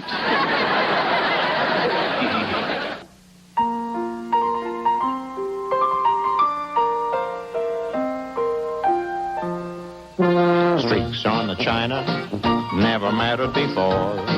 Who cares when you drop kicked your jacket as you came through the door? No one glared. According to our new arrival, life is more than mere survival, and we just might live the good life yet. Oh, boy, your poor brother. He is achy and sweaty, and he's got a temperature of 103. He's probably all hot thinking about his big date with Arlene this weekend. Listen, enough, you two. Now, your brother is very sick. If he needs anything else, he'll just call us on that dinner bell I gave him. Oh, no, not the bell routine. I'd like to kill that stupid washing machine. I thought you did that yesterday. Ha! Look what it did to Heather's jeans. Oh, my gosh. Well, I'm sorry, kitten. I'll take you to Kmart and get you a new pair. Dad, they're great. I'd have to pay $100 for jeans like this. Good night, everybody. Yeah, I'm afraid you'll have to fend for yourselves for a while. Try to avoid bloodshed. Oh, Mr. Belvedere, you look so nice. Yeah. You got an interview with immigration? Now he's got a big date with that chickie babe from the laundromat. Louise. Hello, Lynn. Louise Gilbert, say hello to the Owens family. Hello. Hi. Now say goodbye to the Owens family. Mr. Belvedere. Hi, Louise. I'm Marcia. My husband, George, and our children, Wesley and Heather. It's nice to meet you all. So, you met the big guy at the laundromat, eh? Was it love at first sight or just static cling? As it happens, we both spent time in Africa, so we thought it would be fun to get together and compare notes. Louise is an ethologist. She studies... Animal behavior. Last night I watched Wild Kingdom. Actually, my specialty was the mating habits of the mountain gorillas. Well, that ought to give you a little insight into Belvedere. It's interesting. The head of the gorilla family has gray hair, too. Yes, I think we should be going. See you again sometime. Boy, I really like her. She sure put you in your cage. Kevin is upstairs quarantined with the chicken pox. And do you know why I have to bring him his food? Why I have to watch him wheeze and scratch? Do you know why? Because when you were 3, Mom intentionally exposed you to the chicken pox so that you would get the childhood disease. Why didn't she do it with you? She tried. I scared the other kids away. Well, it's the curse of being the middle child. Hey, I have my own problems, too, you know. I've got a hot date with Marjorie tonight, and it's the old dad'll drop you off and dad'll pick you up routine. You know how embarrassing that is for guys my age? Well, you could always steal a car and drive yourself. That is a truly demented idea. Thanks, Heather. Hi, guys. Hi, Mom. Is your dad home yet? Yeah, he's down in the basement fixing the washer. Says he's just about got it all done.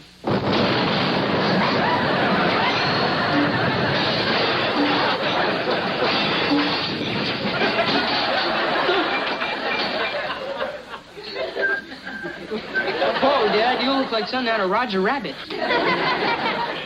A breeze seems to whisper Louise. Birds in the trees seem to twit to Louise. George, you know what the Surgeon General says about smoking dynamite.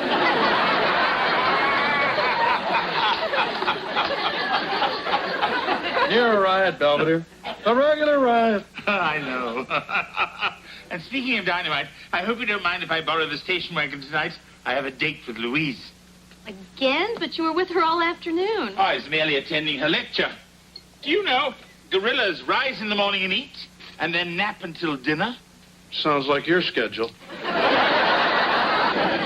Yes, well, anyway, tonight we're going to a drive-in.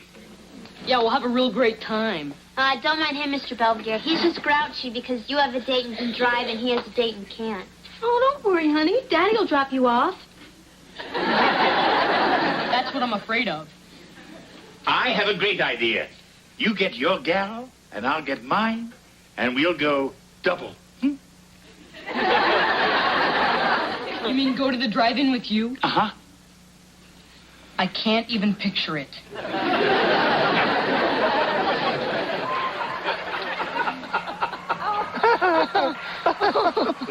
Hey, Mr. Belvedere, we can't see. Oh, come now, Wesley.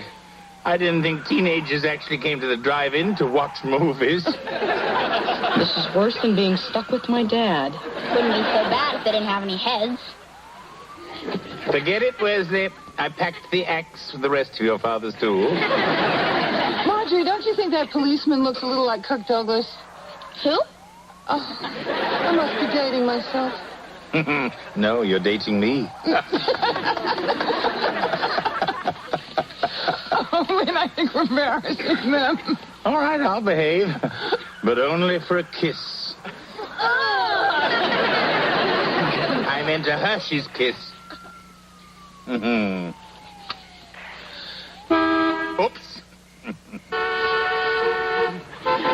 Why is everybody else honking? Because you started it. Scientifically, that's called imitating disruptive behavior. It's fun. Hey, do you want to grow up? People are trying to watch a movie here. I'm sorry. There's some people act in front of their kids. I fear for our children's future. Well, I hope you two are happy.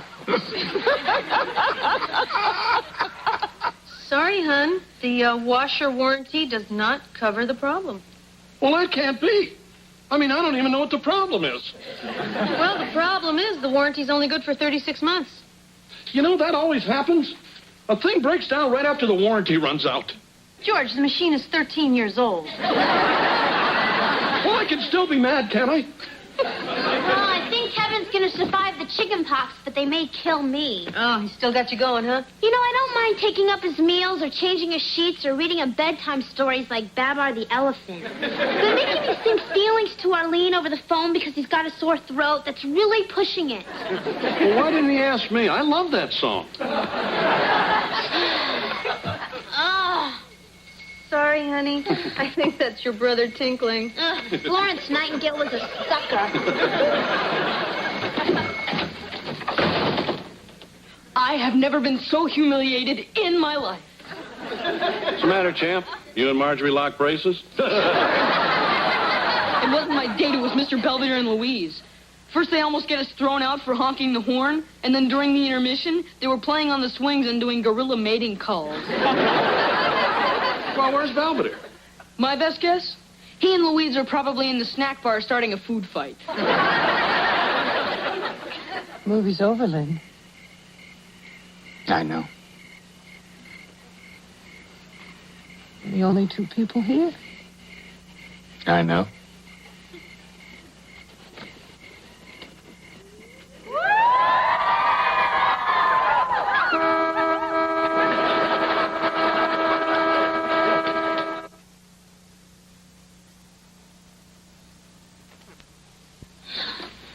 Kevin gets over the chickenpox soon so the doctor can start treating his real problem. What's that? Women. He won't stop babbling about Arlene. I just found him trying to escape out of his window. One more tight a bedsheet and he'd be crawling down the driveway. Boy, I'm starved. Me too. Well, you're in luck because we have eggs rancheros. Oh, yeah? Yeah, I made them myself. But then I think about my darn cholesterol. Yeah, and you know you're never too young to start watching your diet. Adios, Mom. Bye. Hey, wait a minute. Now, Mr. Belvedere is sleeping in this morning. I have spent 45 minutes on these eggs. I followed the recipe exactly, down to the hot chilies, and you are going to eat them. It was nice knowing you, Dad. Oh, how late was Mr. Belvedere out last night anyway? Oh, gee, I don't know, but sometime around dawn, I heard him belting out an inspired version of Love is a Many Splendid Thing. Maybe that's what set off the Huffnagel's dog. Good morning, fine family. Beautiful day. Wonderful world. Life's fine. There you have it, folks. The difference between a date that ends in disaster and one that ends at daybreak. So, did you have fun last night, Mr. Belvedere? Last night? Oh, yes, last night. It was pleasant. Pleasant as in you'll be seeing Louise again today? Oh, Heather, Louise and I are not easily infatuated teenagers. We don't have to see each other every waking hour. Oh, of course you don't. We just happen to be somewhat compatible adults. Absolutely. Yes, I mean, I think of Louise as my new friend. Considering that dopey-looking turtleneck you're wearing, your new friend must have given you one beauty of an old-fashioned hickey. Nonsense! Louise and I behaved with utter decorum and civility last night. Come in. Good morning, everyone. Ah, good morning, Hickey. I mean, Louise. Good morning, Louise. Forgive me for barging in at such an inconvenient hour, but somehow your wallet wound up in my jacket pocket last night. Oh, thank you. Oh, and here are your Necco wafers. Oh, I was looking for these. Well, I have a 9 o'clock lecture. Gotta run. Nice to see you all. Goodbye, Len. Goodbye, Louise.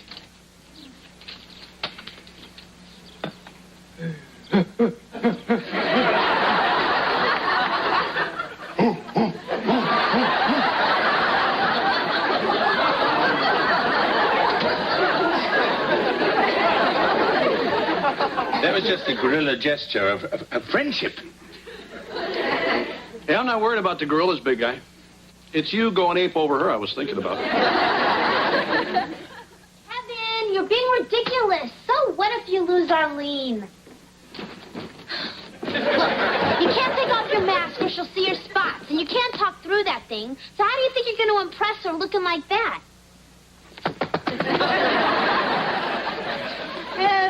Have you seen my attaché? What's that? You mean this? It's one of Louise's friends. Yeah, that's it. It's one of the gorillas from the mist.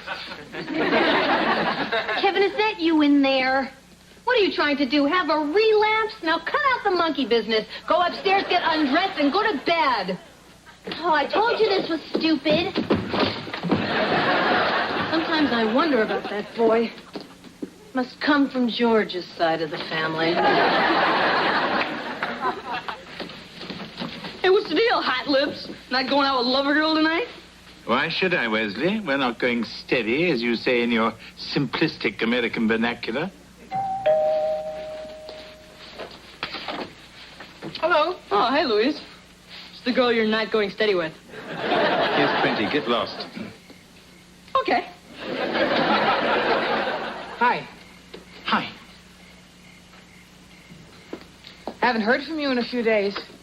Well, I've been very busy. What with the spring cleaning and the Owens crawling out of hibernation. I've missed you. I must confess I missed you, too. Well, good. Because the professor I work with has a cabin up at Seven Springs. It's on top of a hill nestled among the pines, and I thought maybe we could... Go together? Am I being too forward? I'm used to spending time with gorillas, and they usually get right to the point. I'd love to go with you, Louise. Now, what should I bring? Toothbrush, change of clothes, and it's a private lake, so a bathing suit is optional. Hi, big guy. Hi, Louise. Oh. You okay, Belvedere? You look like somebody stole your ding-dongs. I'm fine. I'll call you, Lynn. 3 days and 2 nights in a cabin in the woods. Sounds wonderful.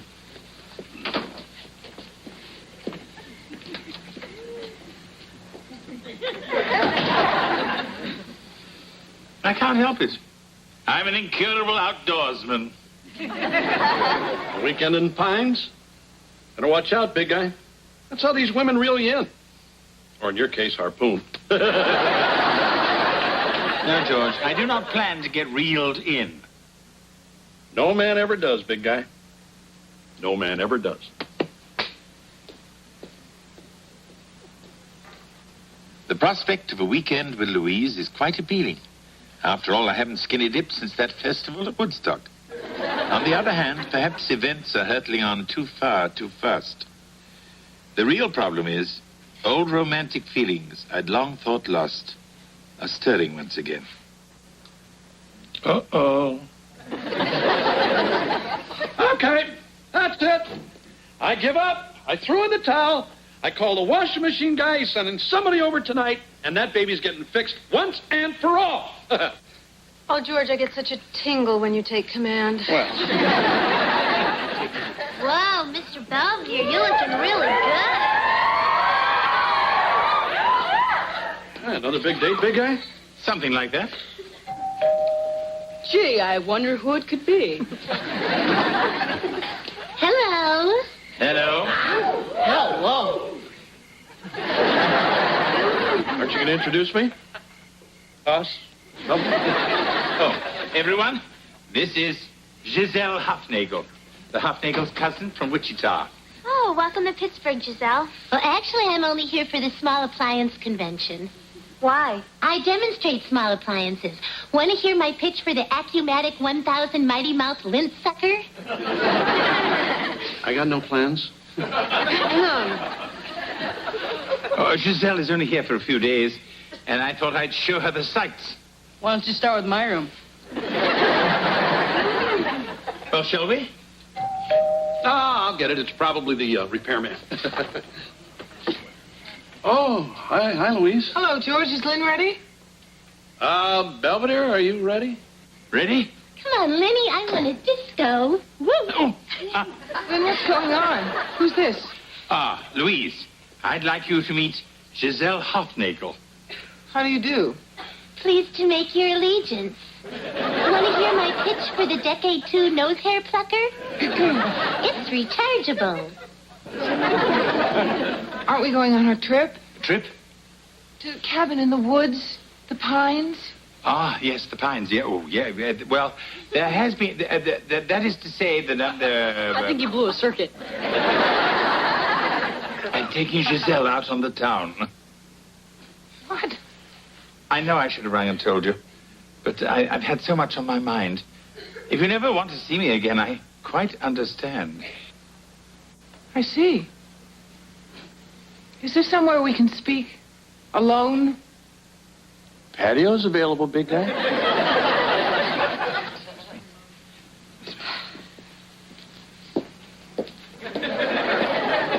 There's going to be some fireworks tonight. Speaking of fireworks, I'm Wesley. So what are you saying? Our big trip comes along and you simply forgot about it? It must be old age. I'm forgetting so many things lately. You didn't forget about your date with Trixie in there. Now, there's no need to drag Giselle into this. You're the one who dragged her in, remember? We didn't agree to go steady, Louise. Oh, so that's it. You think I'm crowding you. Well, if you want to play the field like some silverback Rwandan gorilla, be my guest. As much as I resent the simian comparison, I suppose a little freedom has its advantages. Oh, fine. Well, I sure wish we had this conversation before I laid out $150 for a black lace negligee. Black lace negligee. Ooh. You think she's going to hit him? I'd sure belt you. Where's Giselle? I don't know. Hey, Wes! Lynn, you have me at a total loss. I mean, I thought it was odd that you didn't return a few of my phone calls, but I never dreamed you'd stand me up. Listen, Louise, after you had invited me away for the weekend, it was all I could think about. This sounds better. Then I started worrying where a weekend like that could lead.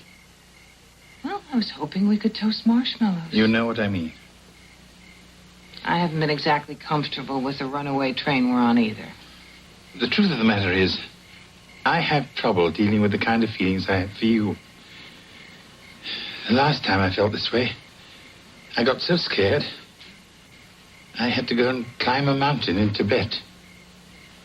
And you were hoping Giselle would save you the trek up Mount Kilimanjaro? I have a trunk full of small appliances. I'm sorry if I hurt you, Louise. Actually, I'm flattered. The question still remains. What are we going to do? You got awfully quiet out there. Maybe she killed him. Well, I might. I want a party. Well, what do you think's going on? Oh, hey, knowing the big guy, he's probably letting her down easy. You know, giving her the old hasta la vista.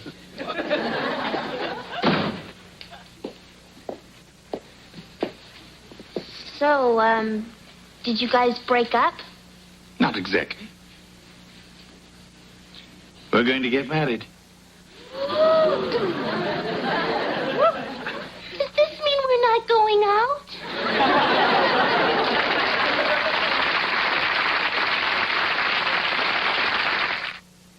Next on Mr. Belvedere. Mr. Belvedere, isn't all of this kind of sudden? I believe marrying Louise will be the best thing I've ever done. You're going to be the first broad on the moon, Louise. Pow!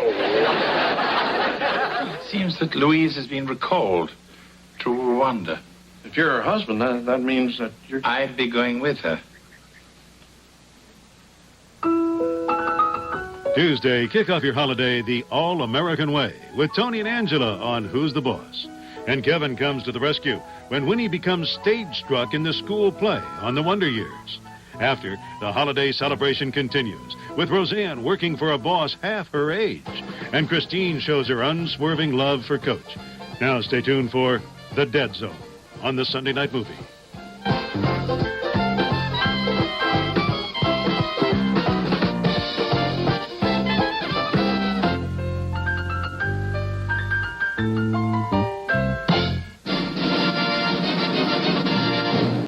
On Mr. Belvedere. Louise Gilbert, say hello to the Owens family. So, you met the big guy at the laundromat, eh? On Mr. Belvedere. Louise Gilbert, say hello to the Owens family. So, you met the big guy at the laundromat, eh? As it happens, we both spent time in Africa, so we thought it would be fun to get together and compare notes. That was just a guerrilla gesture of friendship. Hey, I'm not worried about the gorillas, big guy.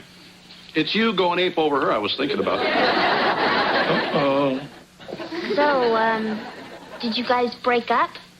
We're going to get married. I can't even picture it.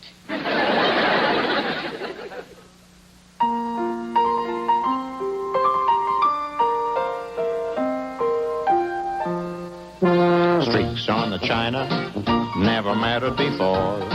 Who cares when you drop-kicked your jacket as you came through the door?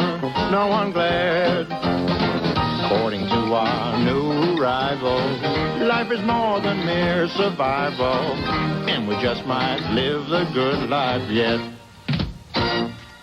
Did you say married? Yes, I suppose I did. Hey, what's going on? Mr. Belvedere's engaged. What?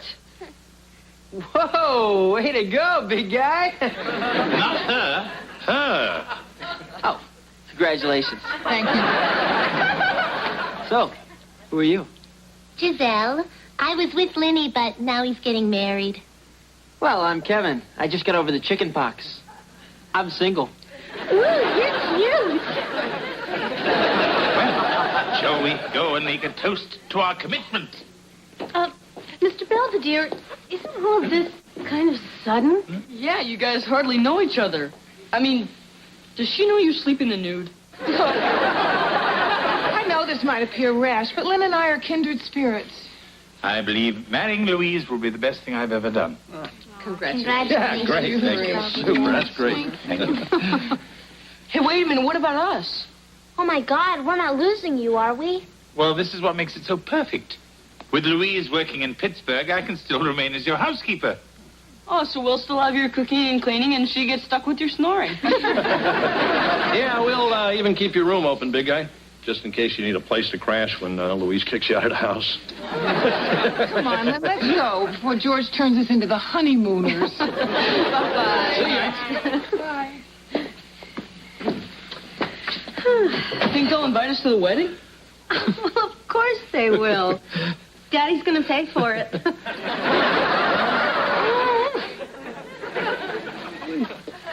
What do you... So, considering all the options, I think the wedding should be at George's Country Club. Yeah, make it around 4, will you?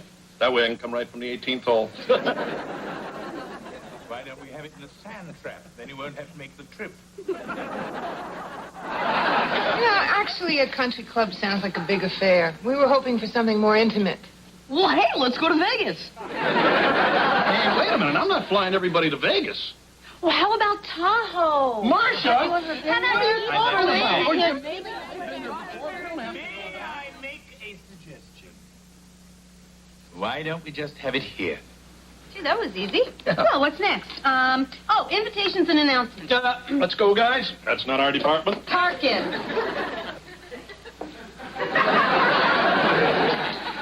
Yes, honey buns? Taking orders. You got a lot of that to look forward to.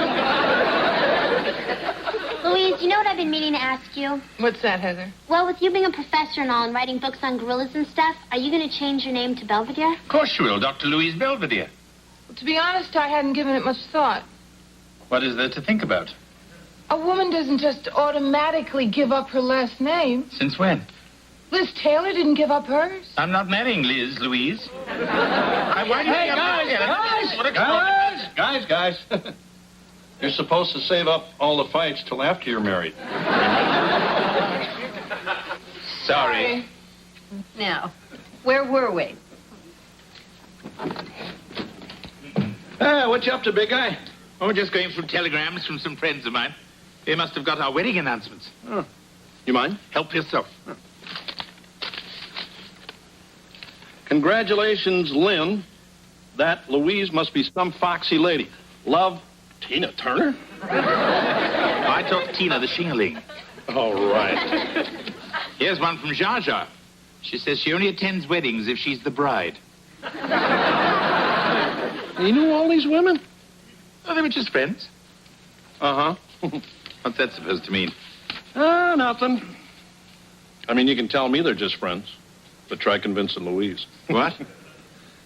They're ladies from your past, big guy. If your missus gets a peek at these, you know what your honeymoon's going to be like? No. What? Oh, Lenny, tell me again about Meryl Streep. Oh, Lenny, were you and Cher really just buddies? We were buddies. Cher and I simply got the same tattoo. Look, I'll show you. No. Now, look, if you want to avoid trouble, I'd hide those babies. And whenever the topic of old flames comes up, switch the subject to apes.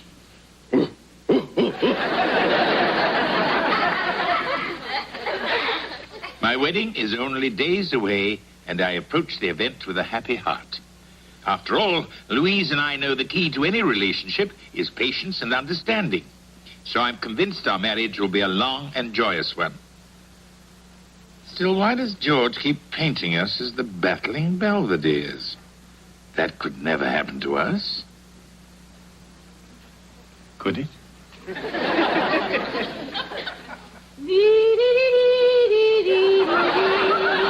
Lynn, you gonna eat breakfast or what?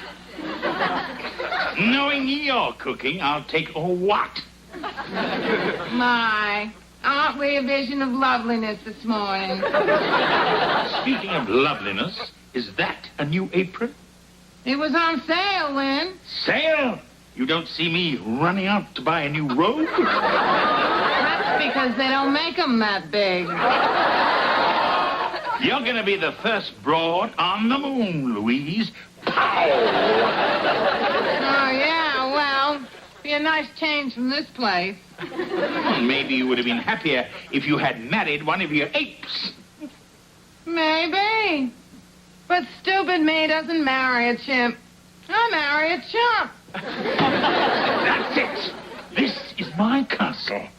And from now on, I intend to be treated like a king. You want to be treated like a king? Like a king. A king? I said like a king. All right, Your Majesty. You want the royal treatment?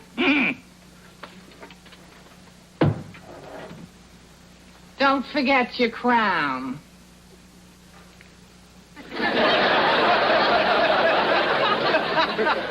Hey, Lenny boy. Get out! You know your breakfast is on your head. Get out! Get out!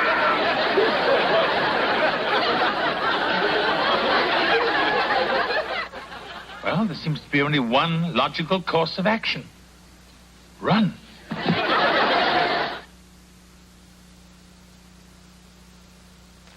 Morning. So, where's Belvedere? I don't know. It's his day off. Maybe he's resting up for his wedding. Or maybe he and Louise are rehearsing for their honeymoon. How interesting you people can be laughing at a time like this. What's your problem? Bye, everyone. Nice knowing you. P.S. All regards to Louise. Mr. Belvedere ran away? His clothes are gone and everything. Well, why would he just take off like that? Well, he probably got cold feet about getting married, and I wonder who put them in ice. Well, what did I say? What didn't you say? Well, I didn't say anything big enough to make that guy leave the house. Guys, can you fight about this later? I think we better find Mr. Belvedere. You're right. Let's split up and not a word about this to Louise. Right. I was in the neighborhood, and I thought I'd stop by and say hi to Lynn. Is he here?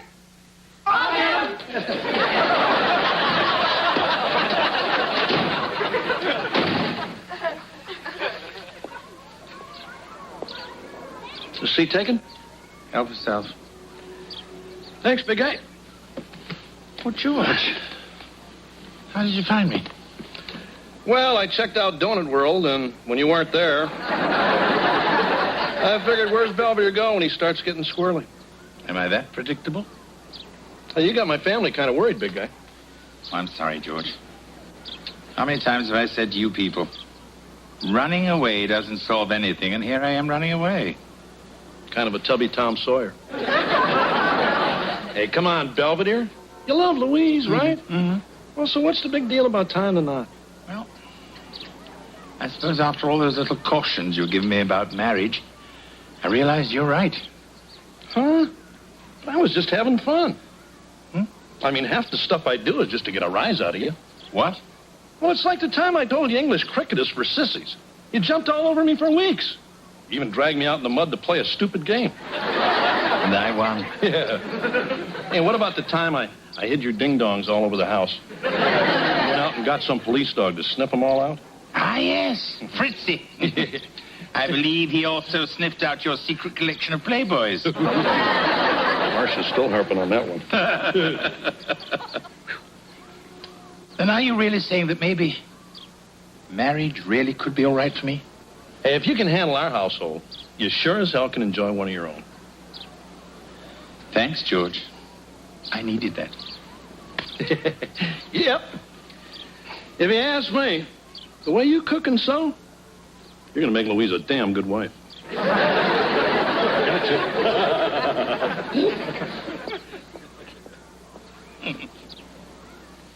Okay, tomorrow I have a limo picking up Louise.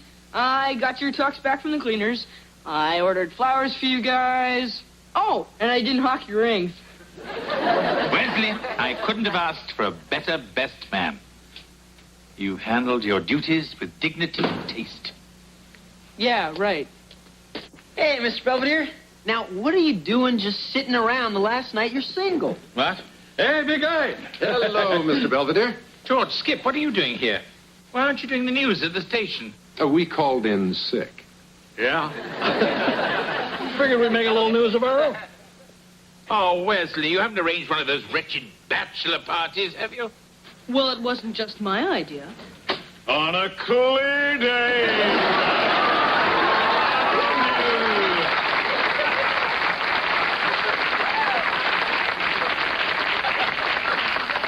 Bob, are you behind all this? Come on, Lynn. You've got to loosen up. Tomorrow you're getting married. Tonight you've got to party. I won't go. Oh, yes, you will. No, I won't. No. No. I'll jump out of the car. He just bounced back in. I'll call Louise. No, she's out with Mom and Heather at the Beefcake Club. All right, I'll go. But I won't have any fun. I thought he said he wasn't going to have any fun. Maybe he has to go to the bathroom. Yeah, he learned all that stuff from watching Soul Train. Oh, come on. He's out there all by himself. I think we should join him. Party!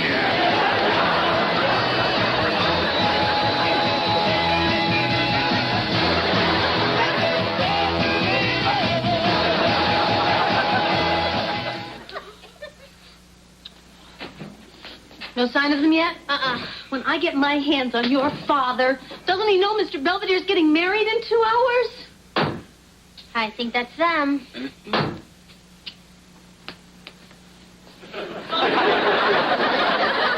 Where have you been? I don't want to talk about it. Kevin!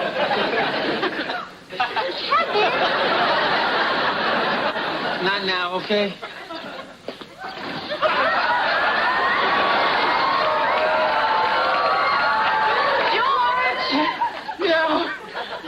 Well?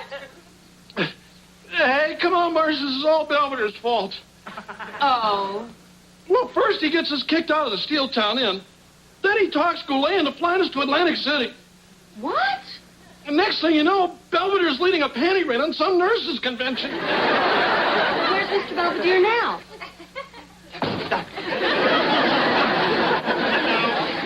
Mr. Belvedere, who are they? Oh, this is Ginger, and this is Annette. I told them they could be flower girls. You get yourself upstairs, young man. Don't you know there's a wedding in 2 hours? Well, it looks like we're ready for a wedding. You're so pretty, I'm ready for a honeymoon. Out of my way. I have a nervous groom upstairs. The man needs some ho-hos. I don't care what you say, Angela. This dress makes me look like Margaret Thatcher.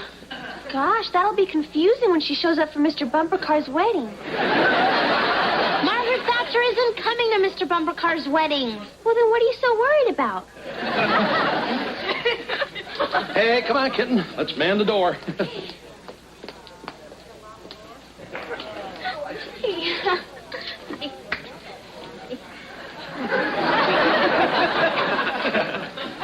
Who are they?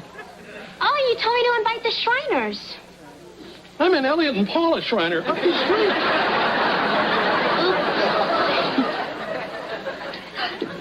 Whoa. Check out the bride. George, I've got to see Lynn. Well, you will. You're going to marry him. No, I've got to talk to him now. No, seeing the groom before the wedding. Oh, but did you Please, not another word. Come on, Mom, let's get things started. Okay. Places, everyone. I'm bewitched by you so. No, not in springtime, summer, winter, or fall. No, never could I leave you. At all.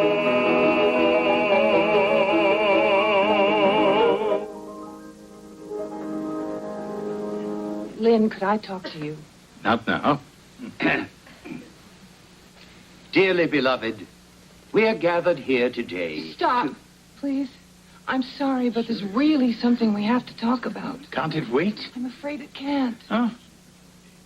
Ladies and gentlemen, would you excuse us for a moment? Chat amongst yourselves.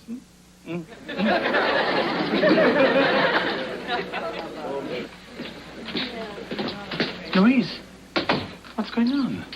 Have you had a change of heart? Not exactly. More like a change of address. I'm being called back to Africa. What? The university at Butare. They need me to come back and lead a guerrilla census. Why can't they count them? Well, it's not as simple as that. A census could take over a year. And also, they've offered me a faculty position. I guess we better brush up on our Kinyawanda. Is everything okay? Yeah, you guys better hurry up. Goulet's running out of material. So, what gives? Well, it seems that Louise has been recalled to Rwanda. Hey, that's neat. Well, wait a minute. If you're her husband, that means that you're... I'd be going with her. Well, what are you going to do, Mr. Belvedere? I mean, that would mean you'd be leaving us.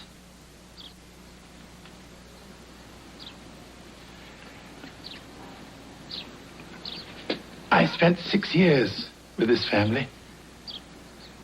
They've been some of the warmest and happiest moments of my life. But now, I think it's time for Louise and I to find a life of our own. And if that means traipsing through the mud with my wife, then that's what I want to do. Well, we can't tell you how much we're going to miss you, big guy, but, well, you sure as hell have our blessings. I guess we always sort of knew you were going to leave someday. And I can't think of a happier way for you to go.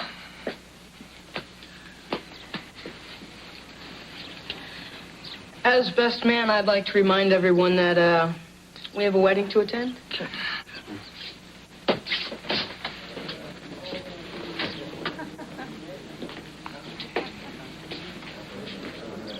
Do you, Louise Marie Gilbert, take this man to be your lawful wedded husband? I do. And do you, Lynn Aloysius Belvedere, take this woman to be your lawful wedded wife? I do. Then by the authority vested in me, I now pronounce you husband and wife. You may kiss the bride.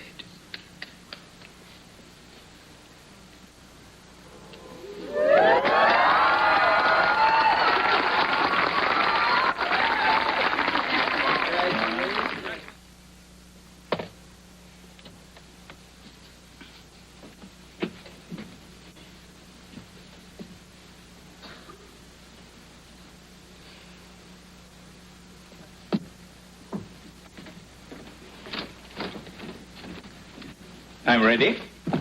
The cab's outside, Lynn.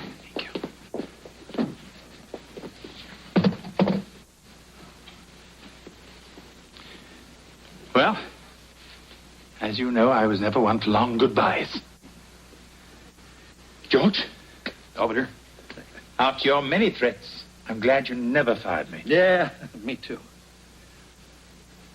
Don't take any wooden bananas.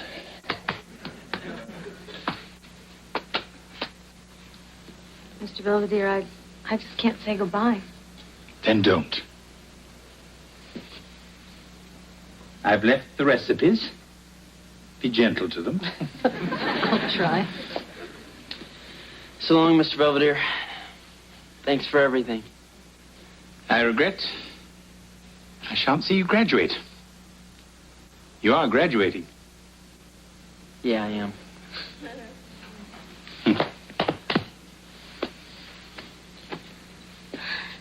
I love you, Mr. Belvedere. I love you, Heather. You know, if you weren't so old, I would have married you myself. You know what I mean.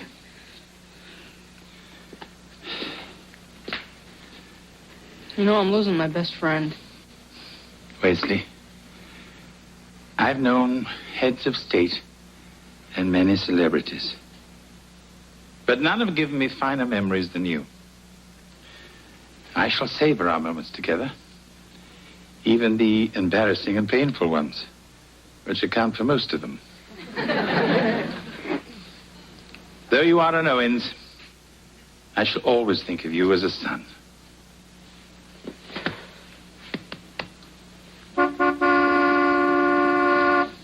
Lynn, I'm afraid we have to go. Oh, yes, the meter must be running.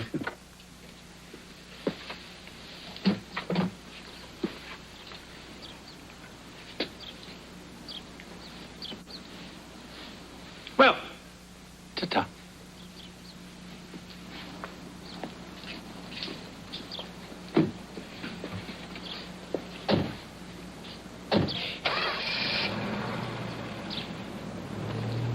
He's gone. Mr. Belvedere will be right back. From the master of suspense.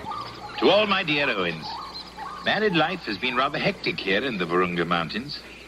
First, Louise and I enjoyed our abba-dabba honeymoon. Now we fill our days counting gorilla noses. I miss you dearly. But being around apes keeps the spirit of the Owens family alive indeed. Oops, I was close. Louise is calling. Love to all, Lynn. P.S. When you notice I've left my journal behind, don't bother to send it. Perhaps someday I'll drop by and pick it up myself.